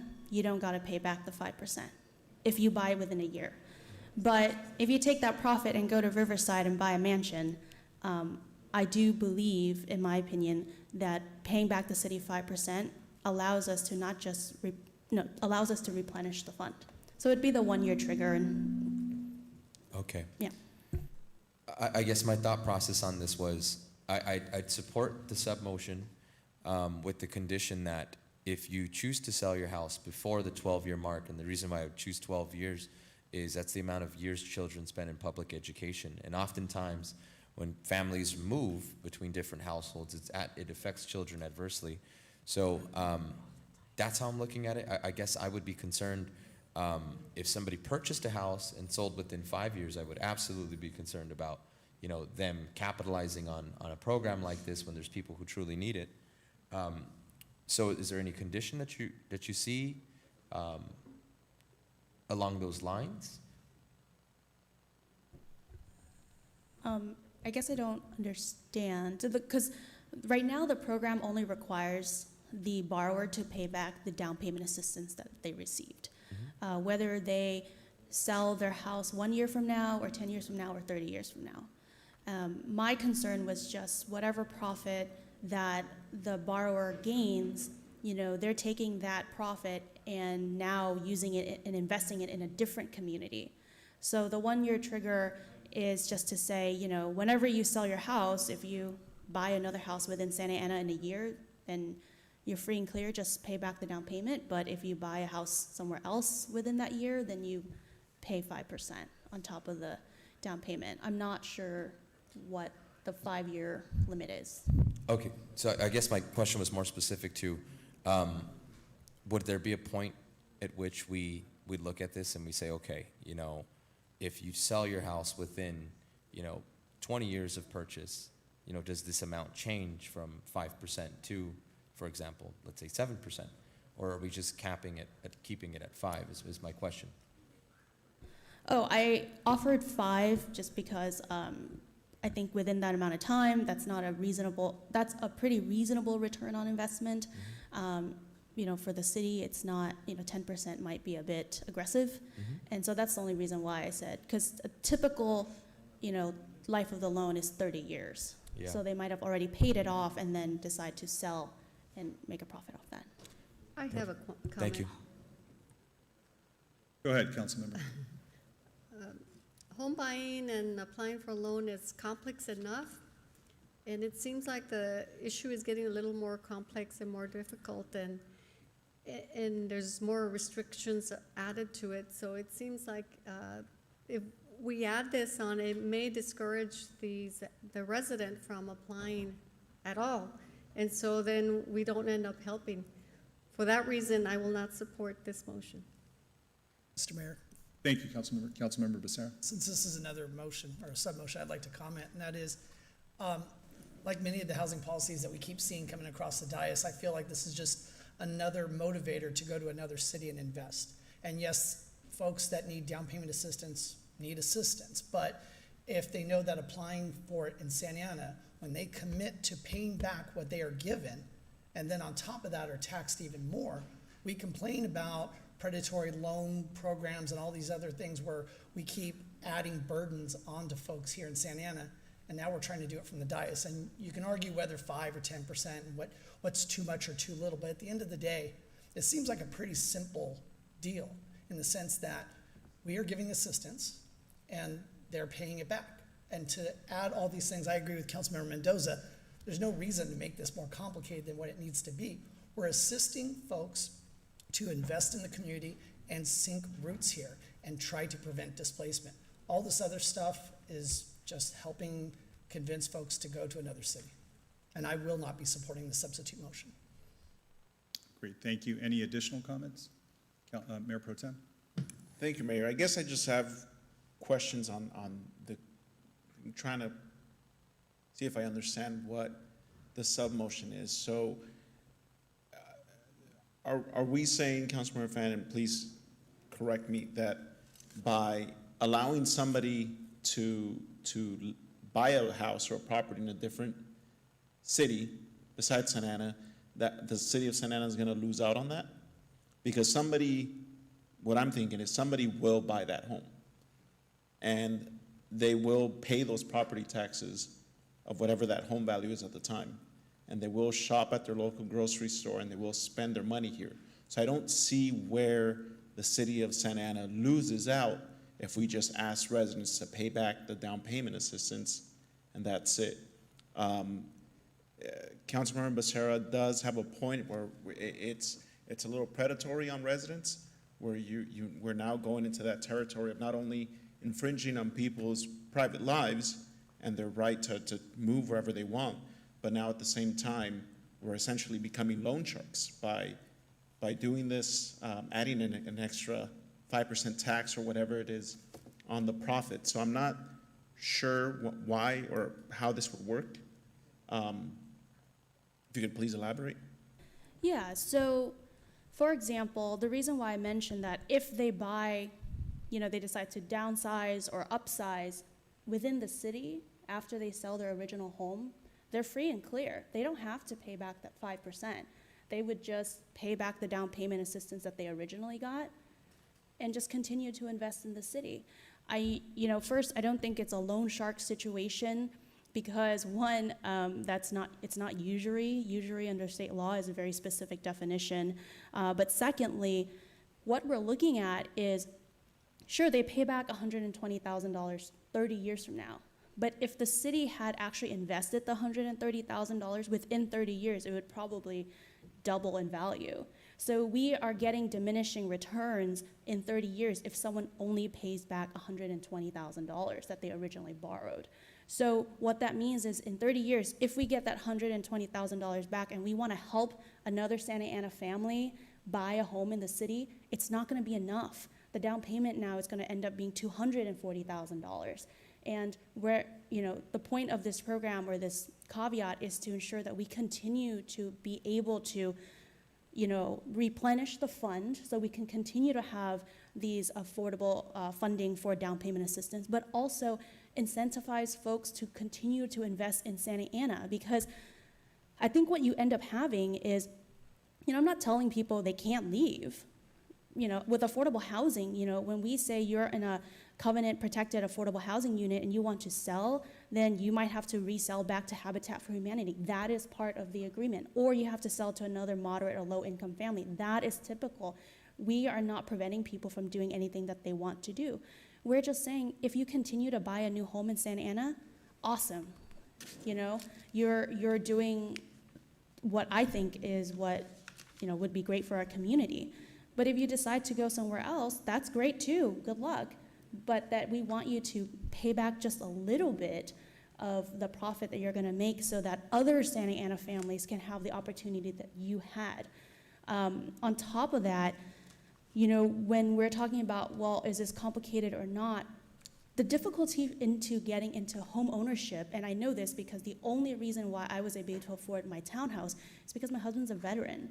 We got 0 down on our townhouse. Otherwise, between student loans and our rent payments, we would never have been able to save up the $120,000 or whatever it is. And we never would have qualified for this program to buy a home. And so that's really where I think the barrier to home ownership is. It's not in the future when you make $300,000 or $400,000 or $600,000 profit from selling the home and paying a little bit back. That is the reason why I'm looking for this particular provision. And when you're talking about a new resident moving in, I get that. I think that's great, but it's not clear that the new resident would be a different Santa Ana resident. It might be someone else from elsewhere, and that's great. But it comes out even in the wash, because whether they move to a new house or to a place in Florida, that original house is going to get sold to somebody anyway. So I guess in either way, the point is to make sure the city replenishes these funds and that we continue to invest in the city and not elsewhere. Thank you for that. But I just think it would be the same, because we're essentially now going to say we're going to tax you to leave is what we're doing. And at the same time, we can't guarantee that it's going to be a already here Santa Ana resident, just like we can't guarantee that all the affordable housing we want to build is going to be for Santa Ana residents. I mean, by law, we can't restrict affordable housing to just Santa Ana residents. So all of them are, I don't know. I guess that was the whole point to this program, is to help people buy their properties and again, build generational wealth. I don't like that we make comments up here that say, everyone that's in affordable housing doesn't have a good credit score and can't apply for a loan, and the lender won't approve them.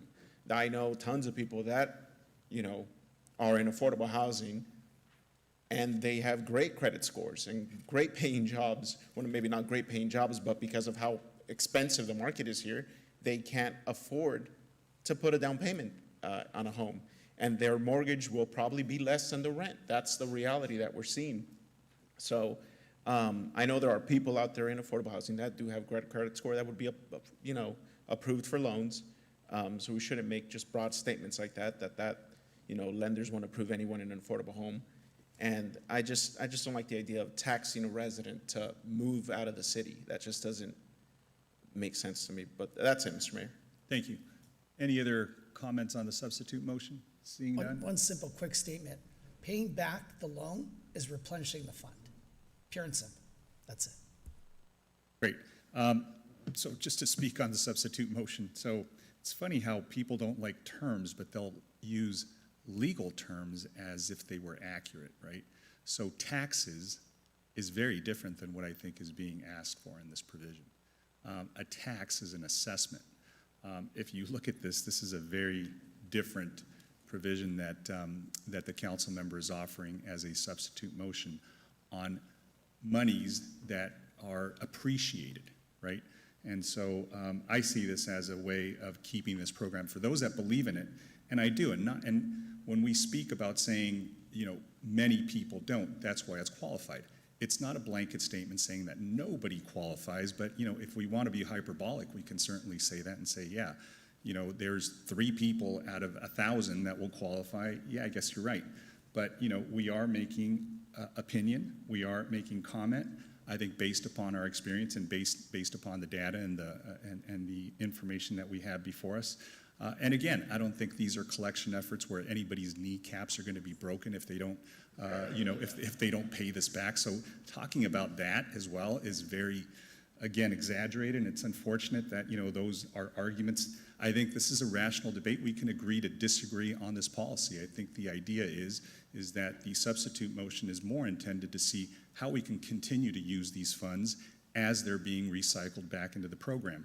Again, I guarantee you in 10, 20 years, this deposit amount of $120,000 is going to seem like nothing. It's going to seem like the $40,000 that we started with years ago. So I think this is a way to use some of that equity that, you know, would not have been garnered by that resident or by that borrower had it not been for these funds that belong to the city. So I think, you know, I think it is a fair proposal. I think it's something novel. I hadn't seen it. I hadn't thought about it, but I certainly think I can support it. So in any event, those are my last comments, and I'll go ahead and call for the question. And Madam Clerk, if you'll please take roll on the substitute motion. If I can ask everyone to go ahead and mark your vote, cast your vote, please. So point of clarification, are we keeping it at 5?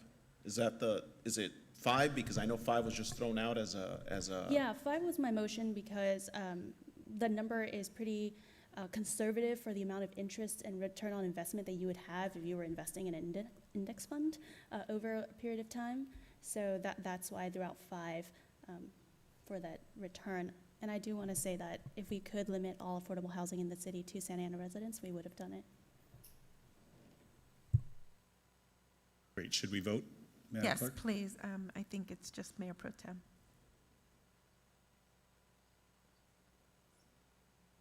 Okay, motion passes 5-2 with Councilmember Becerra and Mendoza voting no, Councilmember Hernandez, Lopez, Fan, Mayor Pro Tem Peñalosa, and Mayor Sarmiento voting yes. Great, thanks, everybody. So I think the next item was item number 19. That was pulled by Councilmember Becerra. Thank you, Mr. Mayor. Nabil, if you could come up, I had a couple questions for you on this one. So this is the item to adopt a resolution approving the revised Environmental and Transportation Advisory Commission bylaws, or ETAC. Nabil, thank you for coming up. Sure. So help me understand, I'm not familiar with why this is presented the way it is. So Article 6 of the bylaws before us have ETAC, quote, acting in an advisory capacity to the city council instead of the executive director of public works, which is yourself. Is there a reason why we're having it advise the council versus public works? Correct. When ETAC was established, it was an advisory to the council, to you guys, not to the executive director of public works. Somewhere 2 years ago, it was the bylaws were revised to advise not only the council but also to the executive director of public works. Now the charter and also the ordinance were revised recently to limit it to advisement to the city council, which is you, and we are revising the bylaws to reflect that. So this is more of a consistency exercise, a cleanup. Yes, yes it is. Okay, and then, which I appreciate, thank you, because I mean, it's important that we have consistency across our commissions. In fact, I noticed that was one of the changes, is to make sure that the ETAC is the commission, not the committee. Thank you. The other question I have was just simply, in what ways do you see or envision ETAC advising the city council? And I ask that only because in my time on the council, I don't recall any time where I've seen ETAC come to the council to advise us on something. I know last meeting we had an issue with the urban forest, right? Right up their alley when we talked street trees. Right. But I don't remember seeing something that said, we, ETAC, have voted to advise the council to, plant more jacaranda trees or don't plant any jacaranda trees. Like I don't remember seeing that, and that seems like a wonderful opportunity for ETAC to advise the council. So can you give me an idea of when and how the ETAC does advise the council? Sure. Commissioners can come to you individually and advise of what ETAC is about to undertake. So it could be one-on-one, and they can actually come here and do the advisement to the entire council, or they can, do it in an email or so, communication-wise. That's how the advisement we see happening to you, to the council. We do presentations to the to ETAC on many items, not only environmental but water and transportation, and we're doing one for the bus shelter coming up soon, and many others, trees. So your example for the trees one, we did have a presentation and we had a dialogue with ETAC members on the urban forest. And so again, it is up to the individual commissioner to come to you for advisement. Well, I'll go ahead and move the item, but before I relinquish, I want to add that I would like to see going forward more formal recommendations from ETAC to the council. And yes, I have great dialogue with my own ETAC commissioner, but I think it would just be more productive for them. I mean, for them to sit there and receive presentations and then that's it. It's kind of a waste of time for both staff and the commissioners. But I think to present to them, garner some sort of support or input from them to then include in your presentation to the council. I look at it the same way as when something of a land use nature comes to the city council, we see that the planning commission has made a certain recommendation, whether they support it or oppose it. Sure. It's a part of planning and building staff report to the council. So going forward, I'd like to see more of that. I mean, I'm absolutely going to continue to have dialogue with my ETAC commissioner, but I would like to see staff do more to incorporate formal recommendations from ETAC. So with that, I'll go ahead and move the motion. I'll second. Thank you for that. Any other additional questions or comments on that item? If not, Madam Clerk, if you'll please set our devices up so we can vote. Yes, if members of the council can please cast your vote.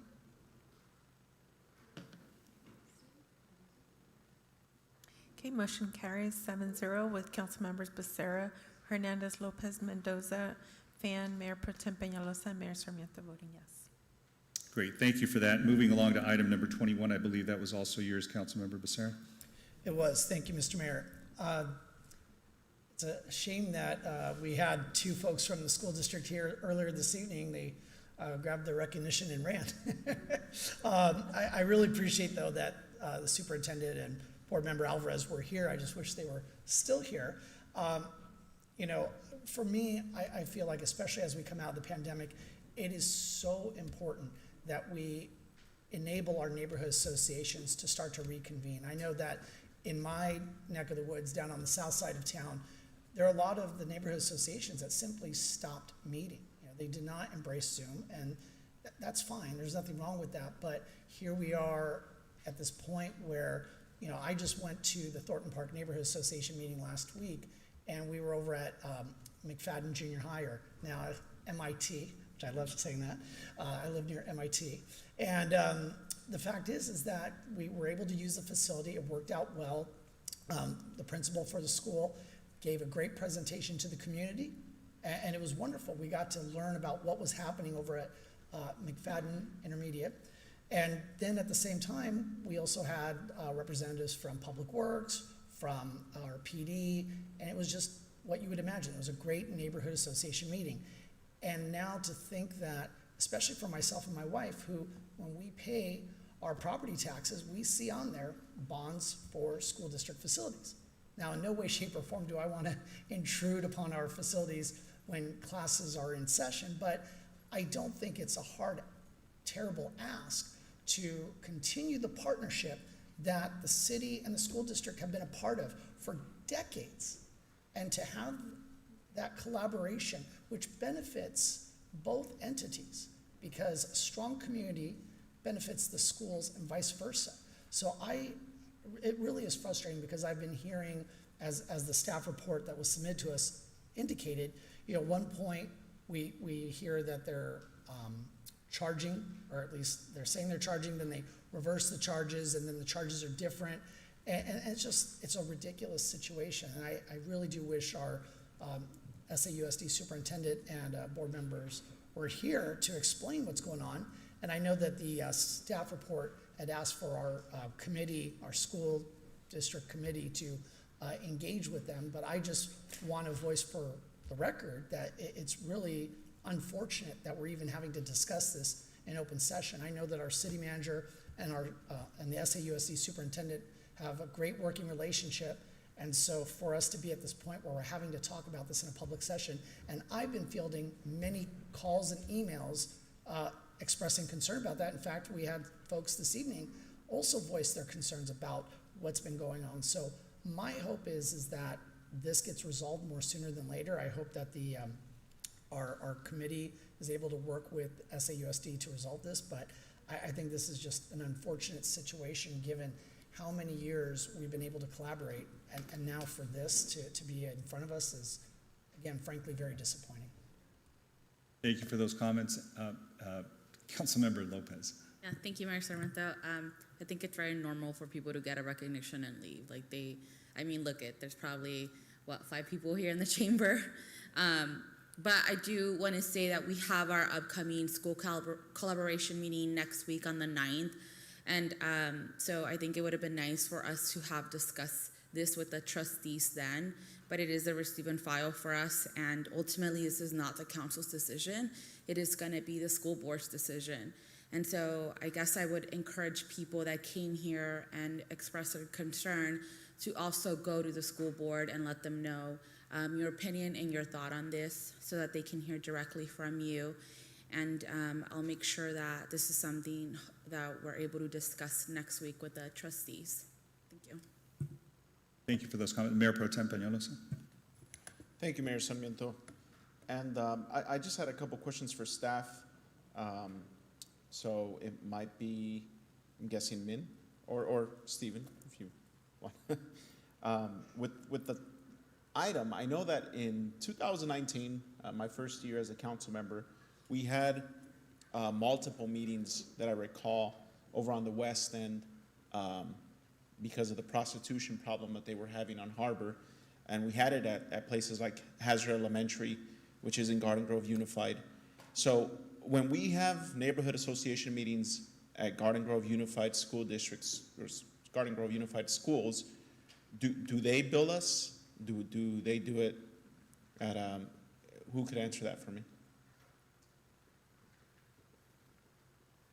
I don't know specifically in that instant what happened, but I can tell you that generally we do work with the school district and to have a public meeting and using a facility is generally complimentary because it is for neighborhoods associations. In the past, the Santa Ana School District, their facility we have been able to use as part of servicing the community. It's just been recently that this change has occurred, and it doesn't occur consistently. We get different messages from different folks that we talk to. The school district uses a booking software, and that software is the one that some people are requiring our staff to go through, and that create the charges for the facility. Okay, so I guess go ahead, Stephen. Thank you. Mayor Pro Tem, Daisy is recalling that Garden Grove Unified did not charge us for that event. Well, it was multiple meetings. It wasn't just one. So they didn't bill us to use their facilities. Correct. Okay. And I would find that it would be rather helpful for staff reports and receiving files that are related to this, not just have Santa Ana Unified in the title, but all the different entities that we use and have used in the past to hold neighborhood association meetings, whether it's Garden Grove Unified or Santa Ana Unified, Orange Unified, or wherever. I mean, it's, you know, definitely something that we could do better at as a whole. Is just really including all of the key players, not just one entity that encompasses only about 70% of the city. So with that said, you know, it's time to get creative, because I know that this is a battle that the city manager and the school district has had for about a year and a half, with just, you know, charges are you know, wiped out, then they come back on with late fees and whatnot. I've heard all kinds of different scenarios, but you know, we are serving the same people, and they should be able to access these facilities because they also pay into the funds. I know I've seen, you know, I'm the last one of my mom's kids that went through Santa Ana Unified, and that was 2006. And for 14 years, I mean, she's been paying those property taxes, and they keep going up and up every year to Santa Ana Unified School District, and it just keeps on adding and adding. So, you know, you know, whoever's listening out there, I hope that they take that into consideration. And yes, this is the school board's decision ultimately, and the school board's direction to see how they want to, you know, work with the city to have these facilities available for them. But, you know, it's also a good conversation to keep in mind as policymakers here at the city council, because of the different joint use agreements that we have with the school district, whether it's Greenville Elementary and Grissett Park, whether it's Godinez High School and Centennial Park. I mean, there are a lot of joint use facilities that, for the most part of the day and weekend, are off limits to our city residents because of this joint use agreement, and they're being used solely by the school district.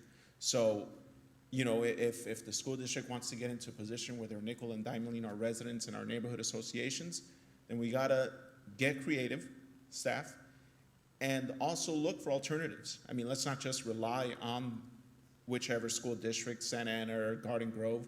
I mean, there are numerous churches, neighborhood churches, there are charter schools, there are private schools within the city that I'm sure would be more than happy to accommodate our neighborhood association meetings in the city.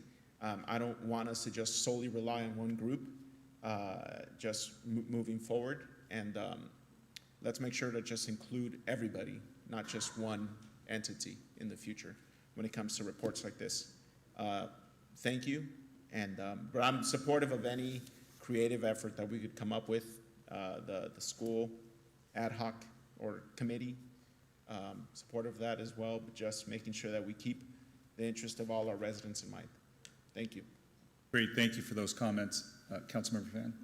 Just really quickly, you know, I didn't go to the Santa Ana Unified School District schools. I went to Garden Grove Unified, and so bringing in these different school districts has been something I've kind of banged the drum on for a while. I just wanted to reiterate to our residents, please talk to the school district. You have just as much right to be there and to demand these services as you have the right to be here.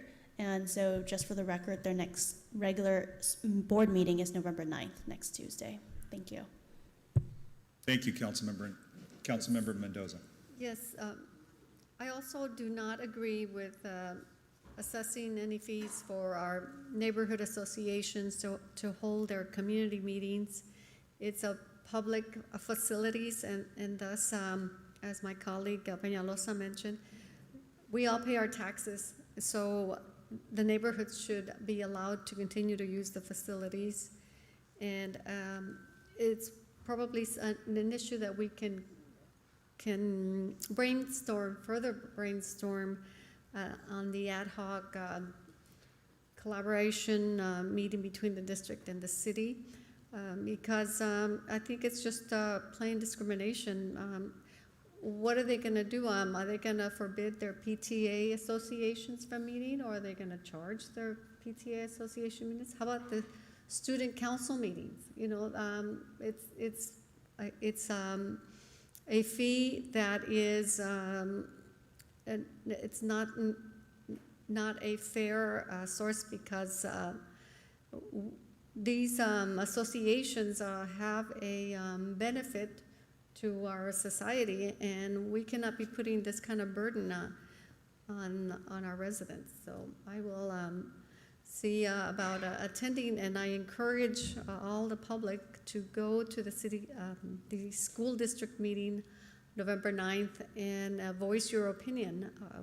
Perhaps if we get enough people out there, there'll be pressure to think about this a little further and do away with the issue in its entirety.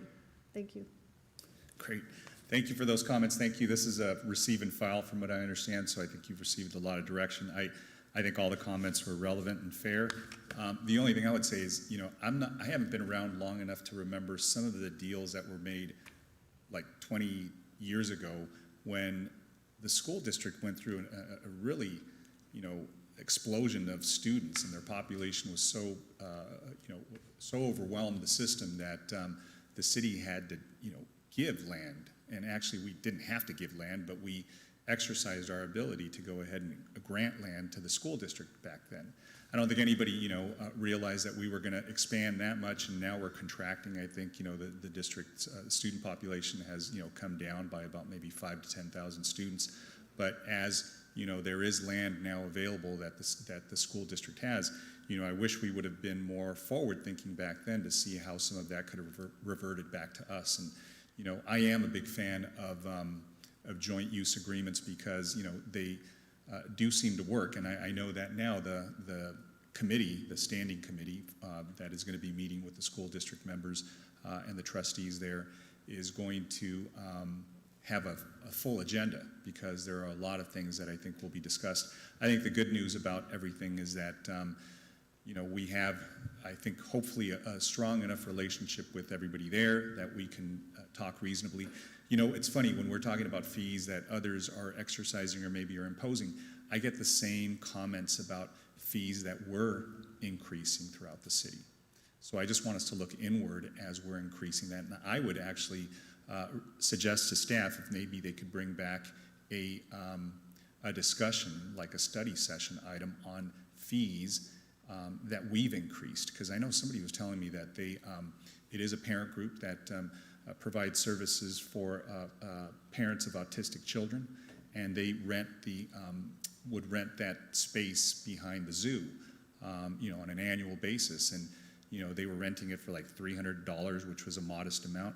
It skyrocketed to somewhere in the neighborhood of 3 or 4 times that amount. And it also, I've also seen that happen with some of our reservations of different city facilities. So I'd like to see, what we're doing with respect to fees and making them accessible, because those are also things that, parents and students and residents have a right to know if these increases and what the delta is, where we were and where we are now and why. But I think it's a good thing for us to look at others, but also to look inward at what we're imposing and what we're doing with our own fee structure. So I think that's all good, because what it does is that it makes us kind of assess and see if there have been any increases. If there haven't been, that's great. Maybe there's a way we can reduce fees. But the idea is to, practice what we preach. Let's make sure that we don't have others impose things on residents, but let's not do the same and impose these same assessments on residents, or fee increases on residents when they shouldn't, when we shouldn't. But I'm just basically requesting that it comes back to us at some point as a fee analysis on our end, if that makes sense. Yes, sir, yes. Thank you very much. So that ends our. I'll make a motion to approve. Great. Is there a second? Second. Great. We have a motion and a second. Any other questions or comments? Seeing none, colleagues, please vote.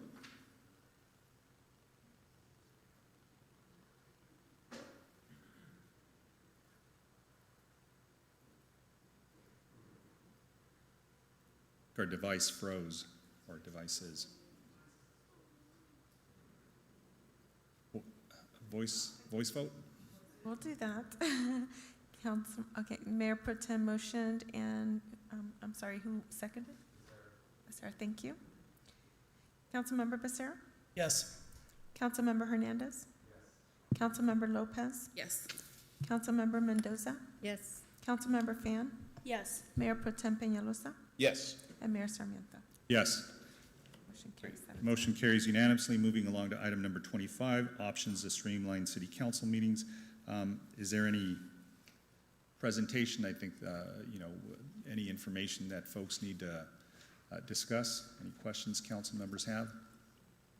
We do have a presentation if the council so chooses. It is a little lengthy, but the information is also essentially what's on the staff report. So. Does anybody need a presentation? I think we've been through this a little bit, but I'll go ahead and defer if there's interest in having a full-blown presentation. I don't see any nodding heads, and I'm not nodding mine. I've gone through the report as well. Do you want to summarize if there's anything that you want to mention, Madam Clerk? I think the gist of it is just the research that between the city manager staff and the clerk of the council staff that we did in collaboration to find out what other cities are doing, because many other jurisdictions are dealing with the same lengthy meetings. And so I did do some research and found that it's really those the sensitive items that bring out the public, where we get 12-hour long meetings. And for like example, the budget, back in May, we've had 3 meetings, and one was 12 hours and the others were 8 hours long, and it was essentially public comment. So, I think it's probably, a lot of it is just how can we streamline. We do have some parameters already listed in our resolution. However, we don't enforce it all the time. Like, for example, council member comments. We'll post up the timing, but that doesn't really do justice to sometimes when you really do have to dive into a conversation or a discussion on particular items. Some are more sensitive than others, or contentious. So there's just a lot of different things that we found that other jurisdictions are doing.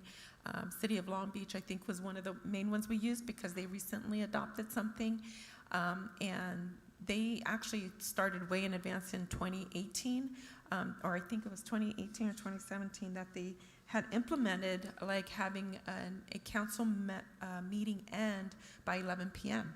And they found that that really wasn't helpful because the full council wasn't getting enough of a discussion to make decisions on items. So, and then other meetings where they extended it or they added another meeting, that wasn't successful because it was just as long.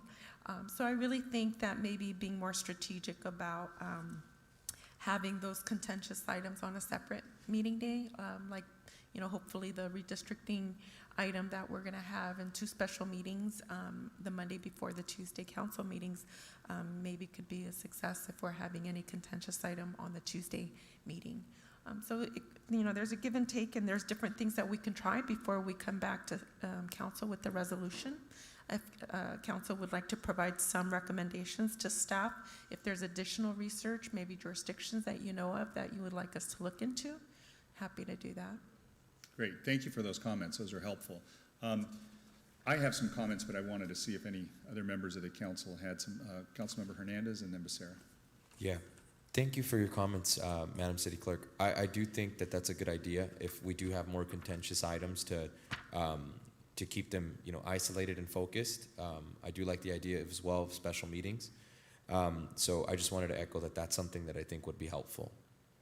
I also don't think it's a good idea to limit the dialogue that we're having as policymakers. It's important that we're able to be able to respectfully disagree or agree amongst each other. But nonetheless, I do like the idea of a special meeting and isolating those items to their own respective agendas. Great, thank you for that. Councilmember Becerra. Thank you, Mr. Mayor. I like the idea of holding the special meetings for some of these items that are of quite a bit of interest for folks. I like what I saw in the staff report in regards to what Long Beach does by reducing comments for items if we are going to hold those items during a regular meeting. And I say that very hesitantly because I don't like the idea of limiting public comment, but being in this capacity, we also have to balance the ability to get business done. And I don't think that this council has in any way, shape, or form been stifling when it comes to enabling comment. In fact, I'm very proud of this council. Throughout the pandemic, we probably were one of the most transparent councils in the entire county. if not Southern California. I'd be so bold to say that because I think we were offering various ways to communicate to the council. Some of our neighboring cities wouldn't even let you call in anything over Zoom. They weren't, I mean, it was just a complete opposite from what we offered.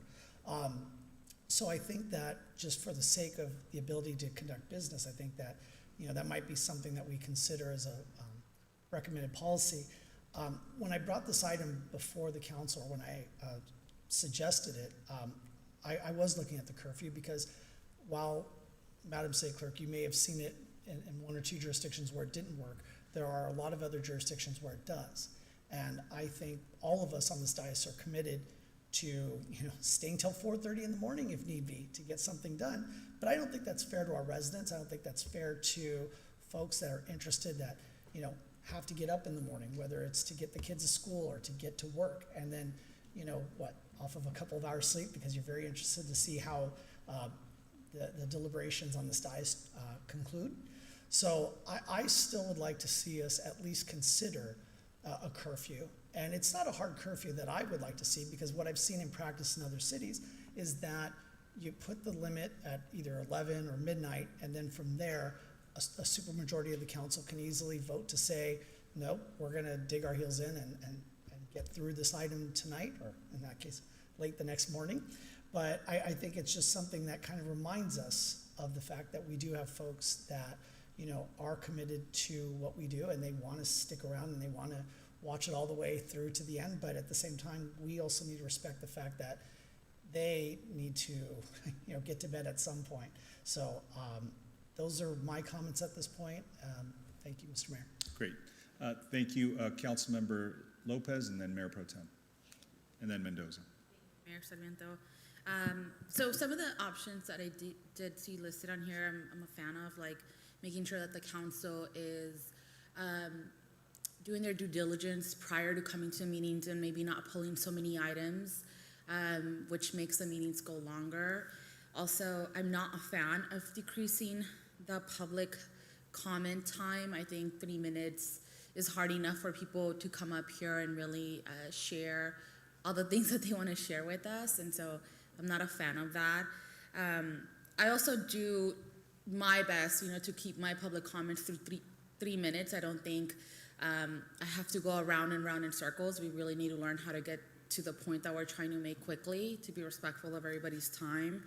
I'm a fan of the special meetings, especially for the big budget items and like police oversight, things that we know are gonna draw out a crowd. I'm not a fan of the curfew per se, and I'm not a fan of starting the council meetings earlier.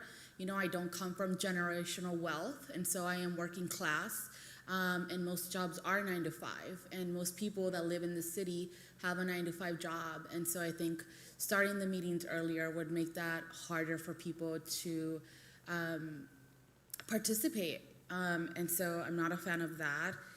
I'm a fan of the Robert Rules training, and I'm also a fan, as I've said many times, of making sure that our agendas don't have 40 items on them, because I think that also can lead to a lengthy council session. And so I think today's agenda was a nice amount of agenda items that didn't necessarily feel like it was overwhelming. Those are my comments. Thank you. Great. I think that comment about self-policing our time was directed at me, right? Councilmember, Mayor Pro Tem Peñalosa, and then Mendoza. Thank you, Mayor Sarmiento. I definitely, right off the bat, agree with Councilmember Lopez. I don't think we should be decreasing anyone's public comment. I mean, 3 minutes is might seem like a lot, but it really is not. And that is like the one little thing that our residents get to presently voice their concerns on any subject. So I don't agree with that. I like the idea of a special meeting, but what concerns me about that is that now we'll have residents that are used to having meetings on Tuesdays, first and third Tuesday of every month. Now there's going to be a random special meeting somewhere in that time frame. I mean, it just, I feel like it would throw residents off, maybe because of how large of a city we are. Residents that are used like clockwork of when our meetings are. it might cause a little confusion. I like the idea, but I just want to be cautious of how, you know, that would be with our, you know, how effective that would be with our residents. And in regards to public comments, now currently we have on average of anywhere from 10 to 70 public speakers during public comment. But, and I know Mayor Sarmiento was still here and maybe Councilmember Becerra, but the reason why we're taking just public comments all up at the front was, I believe, due to, and again, if I'm wrong, please tell me, was due to COVID.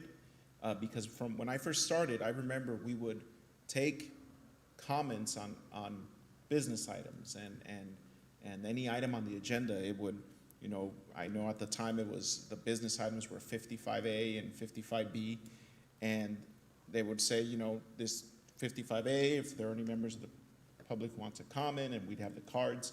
So it would break up the public speakers on each item throughout the agenda versus having a 5-6 hour block of public speakers on the entire agenda, that there's a lot of people that are watching or maybe in the audience that don't really want to care about 1 or 2 or 3 items. I mean, they only want that one item, but they still have to wait for all these public speakers to speak so we could start conducting business.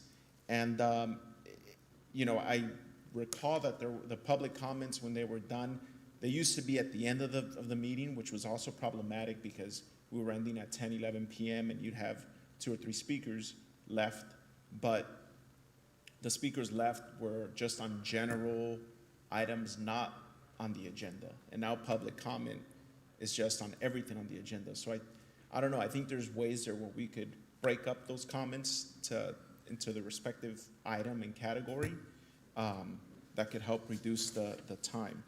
Right now, I'm listening to myself and I'm talking around in circles, so my apologies, Councilmember Lopez. And that was it. I do like to survey our constituents to see what they think, because at the end of the day, we are here for them. So, you know, getting their input on, because they don't want to sit here for 10 hours either. I mean, poor Mr. Helvig over there was asleep that last meeting, and it was like 3 in the morning, and I was like, I can't believe you're still here, but he was here, you know, more power to him. But, I mean, I don't think they want to. It's I'm sure they want to get out of here as you know, faster than we do. So those are just my thoughts. The others I agree with, number 1, and Robert Rules of Orders is always helpful. And that's it, Mayor. Thank you for those comments. Councilmember Mendoza? Yes, I agree with my colleagues, and we definitely need to be considerate of the time that the public spends here. And we're not effective at 2 or 3 in the morning, so a hard stop at 11 would be much appreciated, and that way we can let everyone rest, especially our staff, not to mention the overtime that we're paying for the police officers who are here and all the other expenses of going into 10 and 12-hour meetings. One suggestion that hasn't been mentioned, which I encourage my colleagues to use, is once you've reviewed your agenda and you have questions on a certain item, talk to staff, or when you have the agenda review, have your answers, your questions ready and answered.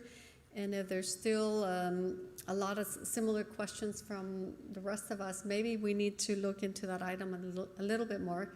So when it comes, we could postpone it, put it on a different agenda so that we can get the answers. And so if you alert staff to the issues that you may have, and they can get that for you, then we won't have that need to pull the item. And we won't need to have all those comments here from up in the diocese. And that was my comments. Thank you, Councilmember. Councilmember Fan, and then Hernandez. Thank you. So a lot of the comments were already made. The one thing I have actually after the budget meetings was I came to Christina and says, we're never putting another budget item at the same time as all these other agenda items again. We're going to have individual budget meetings because they are very long and they are, you know, filled with policy and all these other issues. So I would like to see that for these particular items that are of interest to the community. A couple comments. First, I think the comments for non-agenda items can go at the end of the meeting because it's not agendized, and they can, if it's really important, they can email, or they will wait until the end. The other is for the public comments. I was one of those people who would wait 6 hours to make a comment. Actually, about our motto, E pluribus unum, I think I waited like 6 or 7 hours. I actually like having all the public comments at the beginning, only because there are a lot of our residents who want to make the comment and then go home and watch the meeting at home with their families, and so they don't have to wait until 9 or 10 p.m. In order to make those comments. So the other is regarding the special meetings. I agree with you with saying, okay, now we're gonna have a special meeting and residents didn't know about it if they didn't watch it, is maybe we can designate a day of the month or of the week that says, okay, if we're gonna have a special meeting after that regular meeting, it's always gonna be on a Thursday, for example. So like if today we wanna hold a special meeting, we'll do it on Thursday. And if it's consistent, you know, that might make it easier for everybody. We can calendar it, we can expect it, etc. Oh, and the final thing is when we decide to, when we have these long meetings with lots of public comments, maybe it's 6 hours, I don't like to see items kind of get, I guess, pushed to the next meeting, because I know we have a lot of items, right? But I think what we have to do is just adjourn the meeting and have a special meeting, because otherwise you just kind of continue to accumulate items. Finally, I think that we should do the business calendar, public hearings, and then consent calendar at the end, because often consent calendar isn't always the most kind of theatrical of the items, or items that get the most public comment. And so maybe putting those more detailed items at the beginning would kind of help us dispense with that business. What was the order? Business calendar, then public hearings, then consent calendar. Or any, you know, public hearings might go before business calendar, whatever. But typically I find that our business calendar items is where we have the more robust discussions. Thank you, Councilmember Hernandez. Thank you, Mr. Mayor. I agree with a lot of what Councilmember Fan mentioned. I think it would be helpful for us to make sure that we designate a specific day for special meetings. I think if that day is Thursday, I think that should be uniform when it does pertain to special meetings. I think that would help us, you know, across the board, you know, have transparency for residents. In addition to that, I think if I think it's important that we keep public comments in the beginning. Councilmember Fan is right. There's a lot of folks that do just want to publicly comment, go home and watch the meeting with their family. So I think that's helpful. And lastly, I do think it would be nice to have a cap on meetings. Let's say if it's 11 p.m. and a majority votes that they'd like to continue the meeting, then I think that's fair. Because I am a parent, I do have a daughter, and I'd like to also be home with her as much as anyone else here. So I do think it's beneficial for staff to get that rest and to not be overworked. And in conclusion, if we do have items that don't get addressed in a meeting, I think it would be beneficial, rather than having them go on to another agenda, having a special meeting. Great, thank you. I think everybody's had an opportunity to comment, and excellent comments by everybody. I think they're all relevant. And one thing is, make sure you keep the timer on all of us. I think even if we go beyond it, it's still a reminder that, you know, it's ticking, and, you know, we're getting better, right? I mean, so that disparity between the 3-minute limit, because I always thought if we're imposing that 3-minute limit on the residents, it should be self-imposed on us. Sometimes we just simply can't. But, you know, we should try to do it. One of the things I wanted to mention is that, you know, there is already a resolution, you know, on the books for this. So this, you know, we've tried to tackle this problem before. It's not anything new. Many councils and other deliberative bodies struggle with this. This is kind of a double-edged sword. There are some communities that have zero participation from their residents, and that really is sad. So we're blessed and cursed in a way, because, you know, we have so much, you know, public engagement that we are trying to manage it. So I think what I've heard from all of us that we can condense here is that we want to continue that. That's something that we should encourage and something that we do want. I know that as chair of the meeting, I have certain discretionary authority to go ahead and move things around, and I haven't done that because I've wanted to be respectful of the council's will. And especially because we have such a relatively new council. But I think now you guys are all pretty seasoned, and we're going to start accelerating things a little bit more and going a little faster. And during my agenda review with the city manager, I'll see what we can do to isolate some of those sensitive items. And what I would suggest is, I know the Planning Commission meets on a Monday in between the council meetings. What we should do is, I think somebody said, Tuesdays are kind of programmed in people's minds. Hey, Tuesday is a council meeting. So maybe we use that Tuesday in between our first and third Tuesday that we meet to set up our council meetings, and that way we don't interrupt the Planning Commission's meetings. You can't do Tuesdays? I literally cannot do Tuesdays. I recommended Thursdays because that is the day that I am always free. Okay. As you know, I am a city attorney myself, and I have work at that time because I don't work normal hours. Thanks. We do, and that's something for us to, if it's not that, then, maybe we find some day of the week that becomes, because I think having two meetings during one week is a little heavy, but if we can, maybe put it on to the next meeting. So maybe it's the Thursday in between the Tuesday meetings, maybe something like that. I do like the idea of maybe putting the business calendar items ahead of the consent calendar items, because I see that when we pull a consent calendar item, we could just get jammed up. And that's what happens sometimes, and then we just we're in paralysis for a little while, and then we don't get to the business calendar items until later, and when it's really late. Not crazy about a curfew, but I do want to see how we can try some of these other methods out to where we can hopefully get ourselves out of here by midnight. I mean, nobody wants to go into the next day, so to the extent that we can sort of be on the honor system ourselves, that would be something that would be really important to do. And I think on the public comments, I like the idea of having public comments at the front. They used to be in the back, at the back end of the meeting, and to have comments by the public who we are serving at the back end is not a good idea. I think, if there are maybe non-agenda items that people want to comment on, maybe that's fair.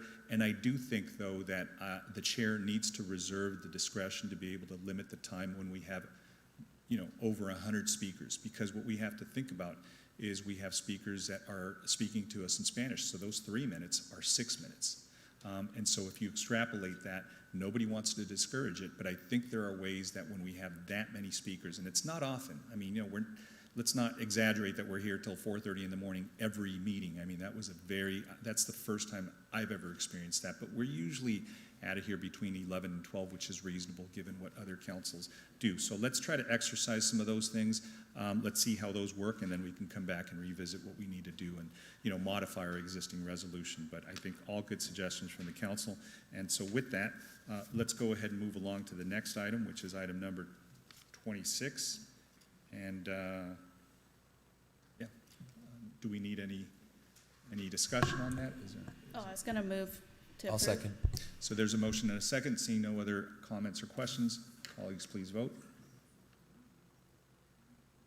I'm so sorry, for some reason it's not allowing us to register to allow you to cast your votes. Councilmember Becerra? Yes. Councilmember Hernandez? Yes. Councilmember Lopez? Yes. Councilmember Mendoza? Yes. Councilmember Fan? Yes. Mayor Pro Tem Peñalosa? Yes. And Mayor Sarmiento? Yes. Great, thank you. That brings us to the council requested items, and we'll start because I believe we took care of item number 27, the public hearing on redistricting. We'll go to item number 28, which is Councilmember Becerra's item. So go ahead, Councilmember. Thank you, Mr. Mayor. This item is meant to address two things. One, climate change, and also helping our residents. Assembly Bill 2766 was adopted back in 1990, and it was meant to provide a revenue stream for programs to reduce air pollution coming from motor vehicles. The revenue that comes from AB 2766 goes to the South Coast Air Quality District and then it's distributed to the cities and counties within the South Coast Air Basin, which we are located. One type of expenditure, though, that is an eligible use of those AB 2766 funds is subsidizing transit use. And in speaking with city staff, as of June 30th of 2021, the city had accumulated a balance of those AB 2766 funds of 1.7 million. Now, some of those funds have been appropriated for this current fiscal year of 21-22. But what I would like to have staff review of those AB 2766 funds, of the ones that have not been spent, to implement a program similar to what we see in the city of Riverside in their Go Transit program. And that would be to provide a discount of up to 30% on regular monthly bus passes for all Santa Ana residents in order to offer an incentive to use public transportation. While Santa Ana does have the highest amount of transit use in Orange County, which we should be very happy about, unfortunately, that's maybe 10% on a good day or a good year, and it's obviously dropped during the pandemic. So, not everybody uses transit as a necessity. Some use it as a choice, and I think that anything we can do to further that, it would be very important. For quite some time, I'm not proposing this just to say, hey, I hope somebody else does it. I myself, by choice, use transit. And I wish I could continue to use transit more often. Unfortunately, my job does not allow me to. Now, when I do have work that takes me up to LA, or if I, someday when we get back to meeting in person for SCAG, you'll find me on the train and I'll be, taking buses in and around LA to get to where I need to get to. So as we're trying to revive our city, this would be a great way to help those here in Santa Ana who are struggling to pay for transportation and encourage more people, whether, especially those that do have the choice, whether or not they take transit, to take immediate action here to address climate change by reducing the burning of fossil fuels that happens when you see more and more cars on the road and more driving taking place. And that also reduces atmospheric carbon dioxide levels, which is a major cause for climate change. So I think that this proposal is something that takes action. This is not to talk about what we could do. Here's an item that I hope my colleagues will indulge me on, because I think this is something that addresses some of the things that we've all talked about, which is addressing climate change, but is real assistance in real time to help folks with transportation that benefits the entire city. Thank you. Great, thank you for that. Any other questions, comments? Councilmember Fan? Thank you, Mayor, and also Councilmember Becerra for bringing this item. I'm definitely supportive of it. I was a huge transit user when I was going to law school. I would take the train pretty much every day to class, take the train to downtown for work, and the school, USC, they subsidize my pass. So I definitely think it's something we can do, and I am definitely excited that it addresses, the pollution in our city, even if by a little bit. So with that, I hope we bring back that program if necessary. Thank you. Thank you, Councilmember. Mayor Pro Tem? Thank you, Mayor. I just wanted to voice my support for the item, and thank you, Councilmember Becerra, for bringing this forward. Thank you. I also just wanted to say I think that this is an item that I'm happy to support as well. Thank you, Councilmember. Councilmember Lopez? I'm also happy to support this. I do have a couple questions for staff, and I know sometimes this is in the area to go back and forth with you all, but I did want to pose these and hopefully get a response via email. And just wanted to know why we've had the accumulation of 1.7 million with the AQMD dollars. What have we been using it for in the past? And what it funds through the city? What programs we're using it through the city? And also, I wanted to know if we could use AB 277 money for if any Santa Ana resident was interested in switching out one of their gas stovetops to electric, or having maybe possibly like an electric vehicle incentive, if those monies could be used for that as well. Thank you.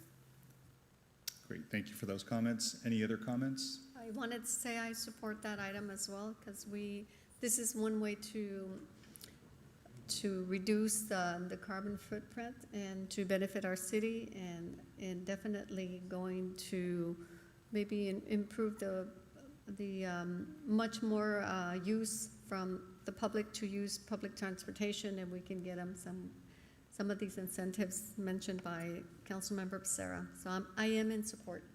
Great, thank you for that. So go ahead and, staff, I think you heard a consensus of the council to bring it back, but here's a little bit of a problem with that, is I'm not even sure if we can use these monies for that. I know in my conversation, and as the council's representative to the OCTA, you know, I think council member maybe just simply call one of us when it involves, you know, whether it's, you know, the sand district, sanitation issues, or the water district. I think when it involves anything having to do, I think we could get a lot done that way. But, you know, again, his staff was researching some of this because I forwarded it along. They were a little surprised, and they're not sure if that could be used, if these funds could be used for that. Normally, these funds are used for bus stops, bicycle routes, scooter rentals, car sharing services, EV charging stations. So there are a number of things that you can use it with in addition to this.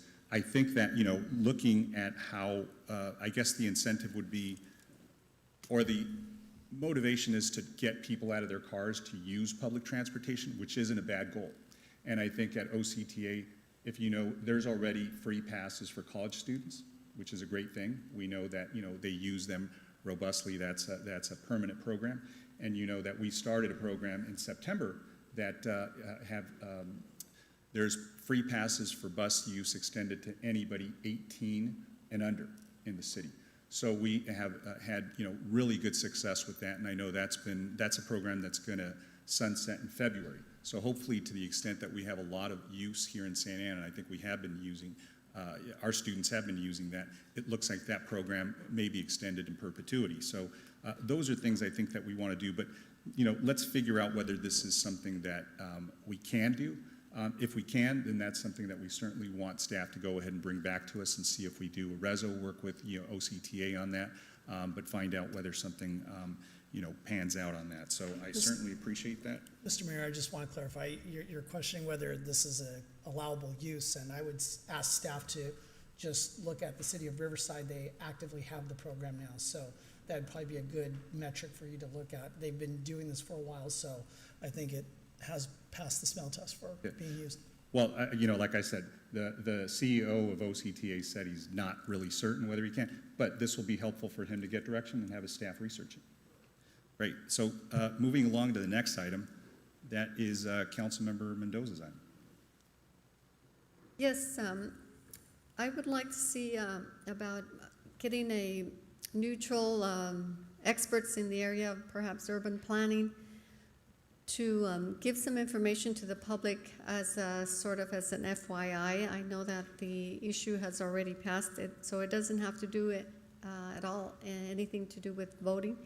It's more to inform the public of the benefits, disadvantages, and unintended consequences of the rent control issue. And so I'd like to just bring this item for everyone to gain the knowledge from neutral experts in the area, somebody who's unbiased, and just so that we can have that information and hopefully avoid some of those unintended consequences in the future. Thank you for that. Any other questions or comments from the council? All right, seeing none, let me go ahead and recess the City Council meeting and convene the Housing Authority meeting. So let me go ahead and call the Housing Authority meeting to order and ask the clerk to conduct roll call. Authority Member Becerra. Here. Authority Member Hernandez. Here. Authority Member Lopez. Here. Authority Member, excuse me, Mendoza. Here. Authority Member Fan. Here. Vice Chair Peñalosa. Here. And Chair Sarmiento. Here. Great. Madam Clerk, do we have any members of the public wishing to address us? No, we do not, and we did not receive any written communication. Great. So I'll entertain a motion for the consent calendar. Motion to approve. I'll second. Great, we have a motion and a second. Colleagues, please vote. It looks like our devices are working. I think your devices are working now, yes. Oh, dear. Sorry, I closed my screen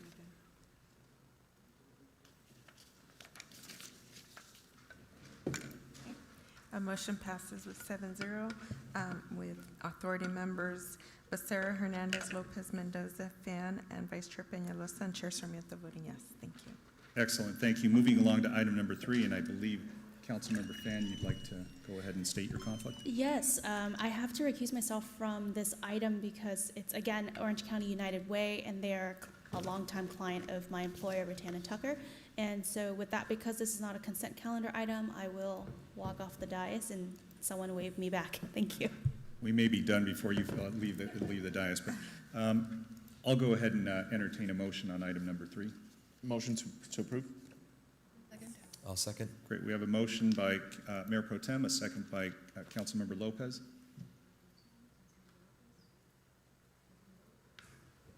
Members, vote. please cast your vote.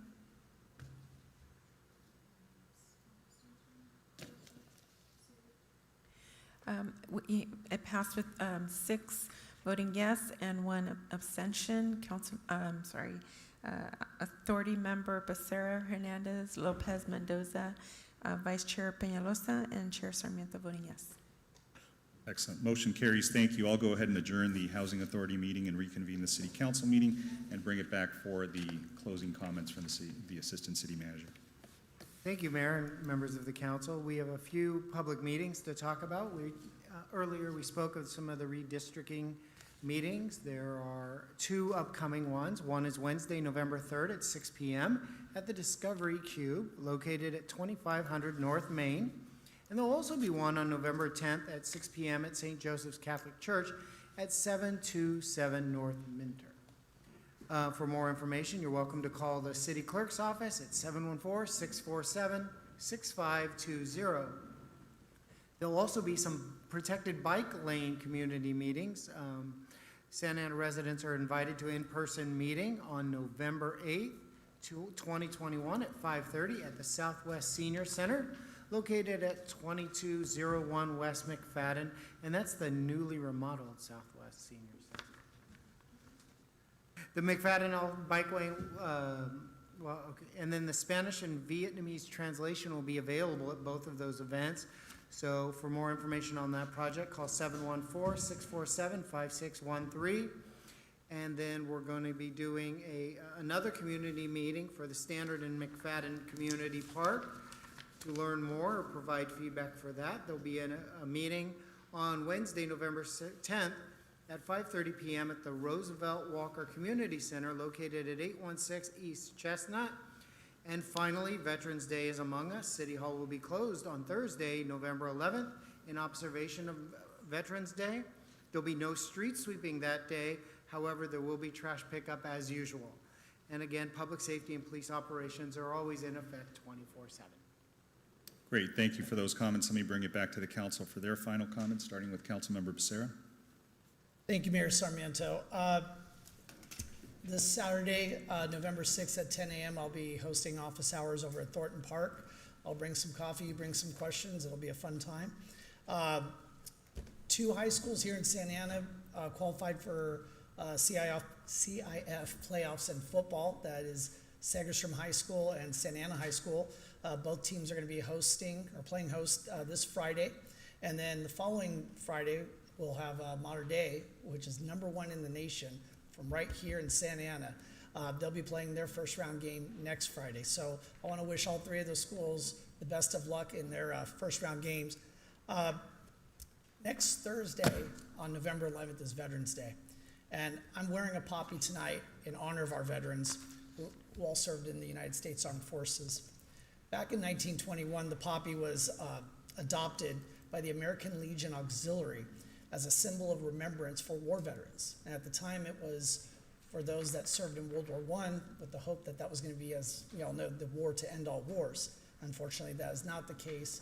And nonetheless, I still continue to proudly wear this poppy in remembrance of those who fought to protect the liberties that we are blessed to have here in this country today.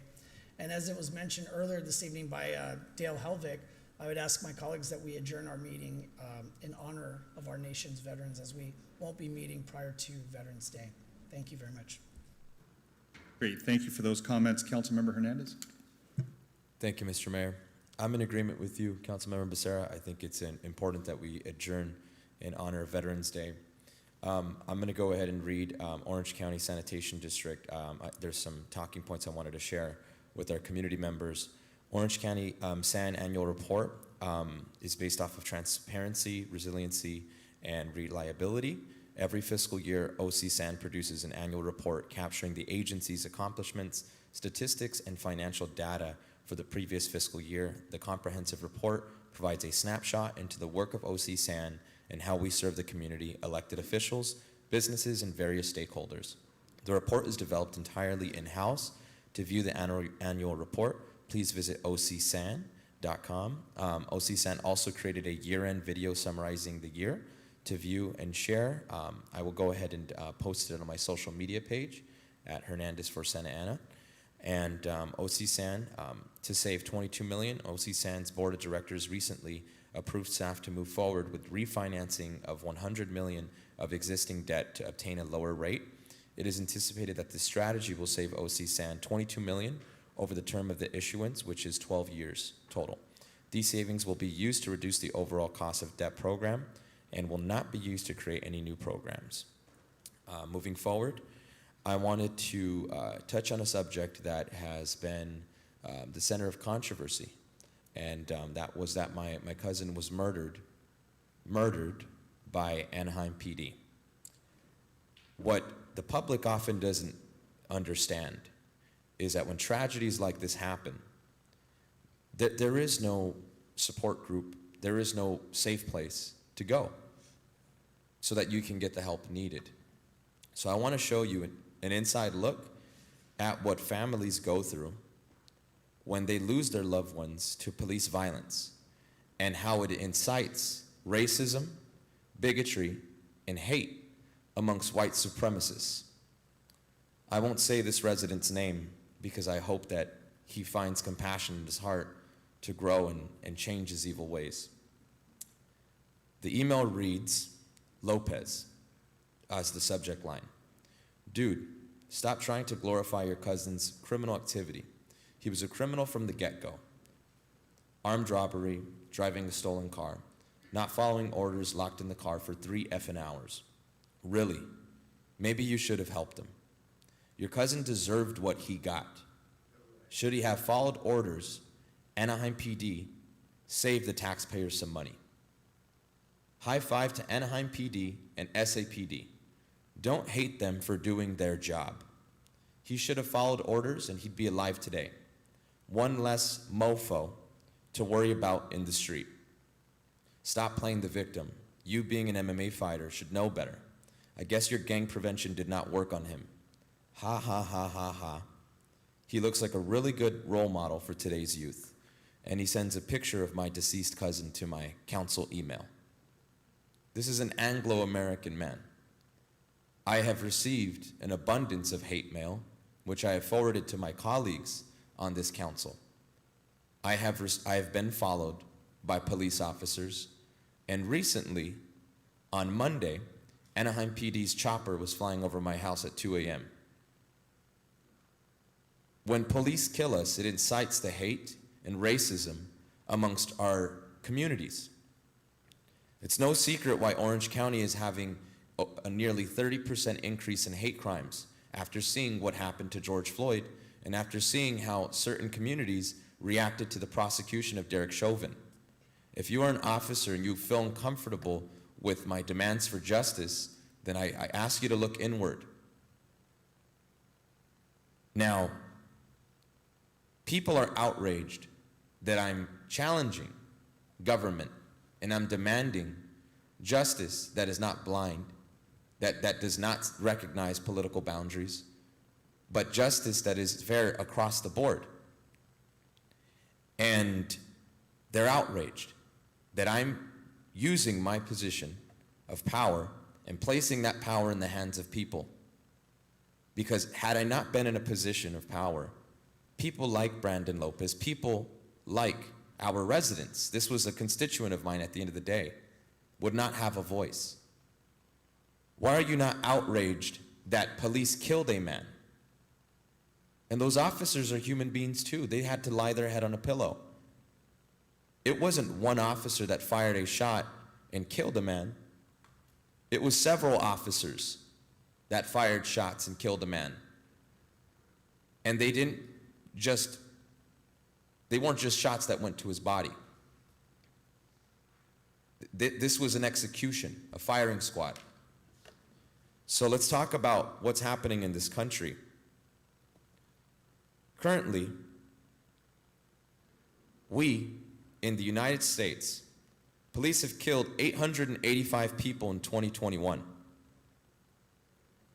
Now, from 2013 to 2020, 98.3% of law enforcement have not been charged with a crime. It's clear what's happening, and it's clear that government is changing. People like myself are not in positions of power to uphold white supremacy, but we are going to challenge it. And if you are intimidated to see an unapologetic brown man in myself that is bringing diversity to the table in Santa Ana, a rainbow coalition, if you care about people in this city, I love and I care about you. And even if you don't care about people that look like me, I still love and I care about you. So the reason why I'm not pledging for this flag is because this flag is protecting murderous police officers. This flag needs to do better for veterans. There's no reason why one of the largest demographics of people in this country that are struggling with being houseless are our veterans, people that devoted their life to making this country better. So I am going to always be willing to challenge this flag and remind it that it stands on the foundations and the shoulders of people that have sacrificed their lives to make this country better. In the 1960s, there was the first black officer that was hired to work in Santa Ana, Harlan Lambert. During his time here, eventually it led him to retire, and he became an author, and he wrote a book called Badge of Color, detailing the racism he experienced within SAPD. My voice and my fight for justice isn't just for people that are community members, it's also for police officers. Because I can assure you, the officers that watched Derek Chauvin kill somebody wished that they had the protections to be able to stop him. So my fight for justice isn't anti-anything. It's because I believe in community. It's because I believe in the good law enforcement officers like Police Chief David Valentine, who came from our community and is fighting to make this department better. But we can't do this alone. So I will, on my worst of days, remind this country that it has to be better. And in closing, I want to thank the veterans that sacrificed their lives, that sacrificed being with their family, so that I can have the privilege and the liberties to make sure people have a voice. And in closing, I want to wish every veteran that fought for this country peace, dignity, and love, and thank you for your service. Thank you, Councilmember Lopez. Thank you, Mayor Sarmiento. Well, in observe of Veterans Day, I'm more than happy to adjourn the meeting on behalf of veterans, especially our family members who served and are still active with the military, and I thank you all for your service to our country.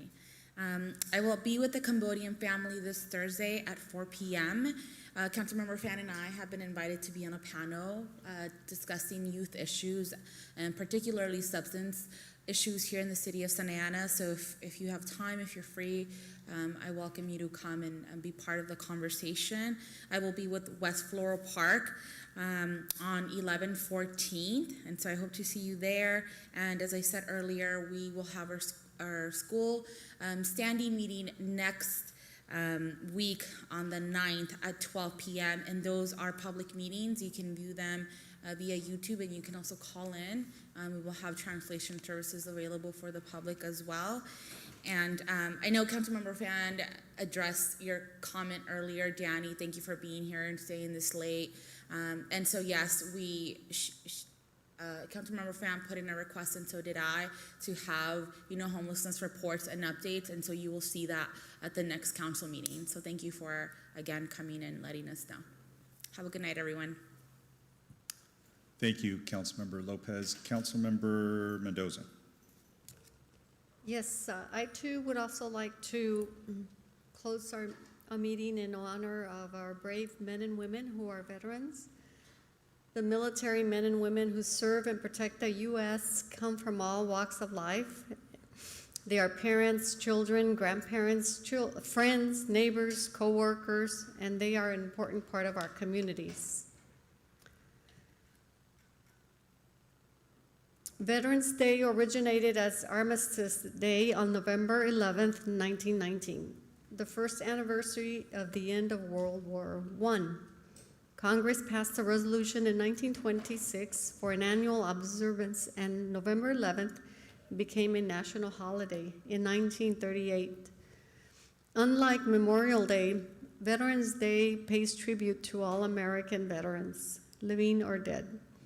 But it especially gives thanks to living veterans who served their country honorably during war or peacetime. And we give honor today in closing our meeting to those veterans who ultimately paid the price of risking their life for us to be able to be here and in a country that allows us the freedom of speech and to honor our flag, because it's a representation of that blood that was left out there in the battlefields. So in conclusion, I would like to especially thank our Santa Ana PD, our firefighters who have veterans, because they continue to serve us and they continue to risk their lives for us. But specifically, I would like to honor 4 veterans who were very dear to me and who have lost their life in the past year. And they were instrumental in bringing this flag, bringing honor to our flag. And that is the reason that we stand here as council members, as representatives of our communities. We stand for that honor for those people who died for us, for our veterans. Sergeant Antonio Mendez, U.S. Army. He delivered many people from the Nazis. He was there, he saw. Mustang Navy officer, Edward Romero. U.S. Army Sergeant Salvador Lujan, a Delhi person. He was born in the Delhi area. He lived in Santa Ana all his life, and he died here in Santa Ana. U.S. Army Rafael Colin, Vietnam War veteran, fought many, many months without any breaks. And so that is why we honor our flag, because we honor these veterans. Our meeting here tonight is adjourned in memory of those men and women who risked their lives, who gave their lives, and who continue to give their lives for our freedom. Thank you for those comments. Councilmember Fan. Thank you, Mayor. First, I would also like to recognize Councilor Mendoza for being a veteran herself. My comments are going to be focused on veteran families. As some of you may know, my husband's a veteran. There are a total of 4 veterans in my family, 2 of whom are combat vets. The first 4 years of our marriage, we were long distance because he was serving this country. And I know firsthand from myself, my cousin, families, wives, parents who know what it's like to also make the sacrifice so that their spouse, their children, their partners and friends can serve this country. I've also seen the toll, the physical, mental, and emotional toll it takes on veterans themselves as well as their families and friends during this service. So I want to recognize that.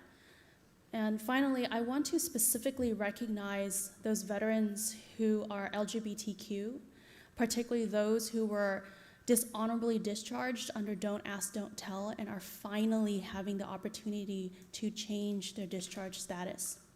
I want to recognize those veterans who are undocumented, many of whom never got the chance to obtain their citizenship, many of whom, after serving this country, were deported. Those are the veterans that I think about, and of course, our veterans who are unhoused, many of whom did not get services when they came back from Vietnam or experienced mental health issues. So for me tonight, Veterans Day is really about recognizing those veterans who have sacrificed, those families, and particularly those who are still not getting the help that they need. Thank you. Thank you, Councilmember. Mayor Pro Tem? Thank you, Mayor Sarmiento. I just wanted to make a couple announcements that tomorrow, Wednesday, November 3rd, Wilshire Square Neighborhood Association is having their Neighborhood Association monthly general meeting. So I encourage all Wilshire Square residents to attend. Last time I was at one, there was about a dozen residents, so you know it's always nice to see residents turn out, but the more the merrier. And on Wednesday, November 17th, Henninger Park will also have their general monthly neighborhood association meeting at 6:30 p.m. And for more information on that, you could visit santa-ana.org and click fall back an hour. And we all get an extra hour of sleep, which is going to be exciting. But, you know, sunset at 5 p.m., which is the downside of that.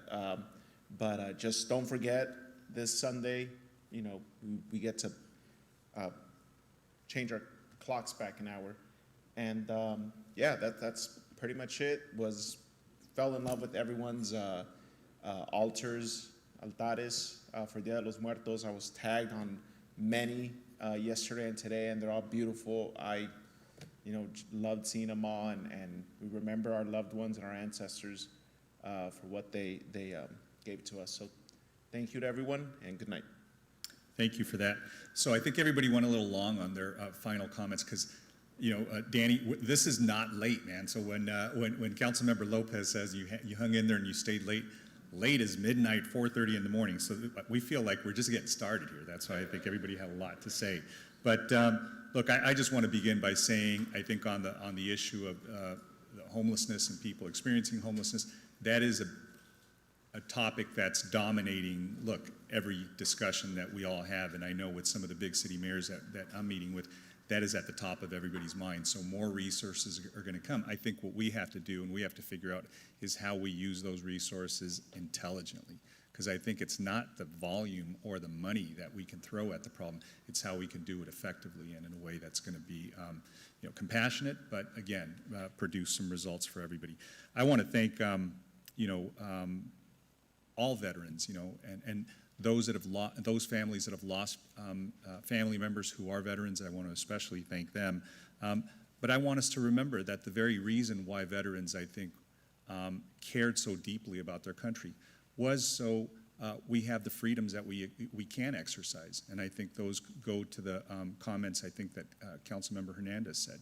Some things are, we all are accustomed, as we've been since we were children, to salute the flag. But that doesn't mean that we all have to. That doesn't mean that veterans didn't fight for those independent rights to be able to say, look, I have an issue with this. I don't feel comfortable. And so I think veterans, when they sacrificed their lives, and the families that had veterans in their lives, they sacrificed because they wanted us to have those independent freedoms that we all we may support many of those, we may not support all of those, but that's the country we live in, that we all can exercise those freedoms. And that's not the way it is in every other country. So, we should respect that. We should respect everybody's right to exercise their will and their independence and autonomy any way they see fit.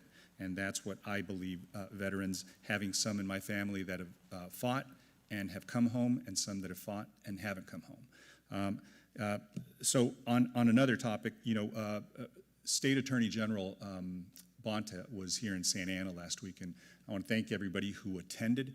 I know Councilmember Hernandez, I believe, attended, and we had members of all our diverse communities. We had, our Jewish community represented, our Latino community represented, our API community, our Muslim, Native American.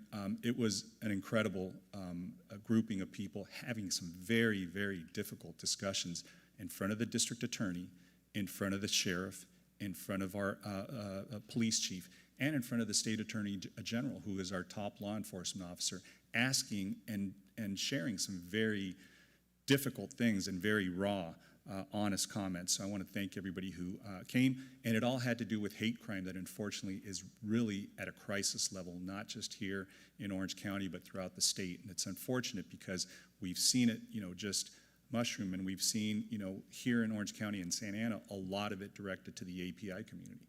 And so I think, to me, it just was a really important moment that we had the Attorney General speaking to us and giving us an opportunity to share our lived experiences here in Santa Ana, and he made it a point to come out here specifically to meet with us. So that was very helpful. So thank you to everybody who participated in that.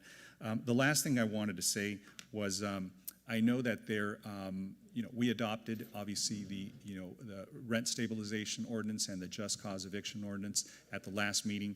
There are efforts to gather signatures in a referendum process. I wanted to thank the clerk and her staff, because I know that they're going to be dedicating some information just to explain to the public what is a referendum versus an initiative. Those are things that I think we need to inform ourselves about. That should be available, because what happens is people, I think, can be easily misled into signing something that isn't clear and isn't represented well. And again, I think a referendum, an initiative, those are legal ways that you can either repeal or revise an existing piece of legislation, so long as somebody is well informed when they're signing it, and so long as that information is accurate. So I will be asking the city attorney to be looking at this as remedial measures if signatures have been gathered and they haven't been gathered legally, right? If there's been misleading information, misrepresentations made, and I know that there are already videos, there are already photographs, there's audio tapes. It is kind of an odd thing, and look, I respect everybody's right to be able to gather signatures so long as they're gathered legally, right? And so that's something that I think is really important. I also really appreciate, Madam Clerk, that you are putting a template form letter available in the event somebody signs something and they realize, look, I didn't sign what I thought I was signing. And so there is a legal way to go ahead and be able to rescind or retract that signature. But those are important things. I think so long as everybody is playing by the rules, I think that's the important thing. And information and education is what will solve any dilemma. So with that, we are adjourned until November 16th, 2021. Everybody have a great night. Thank you. We have a special meeting Monday, November 15th for redistricting. Thank you.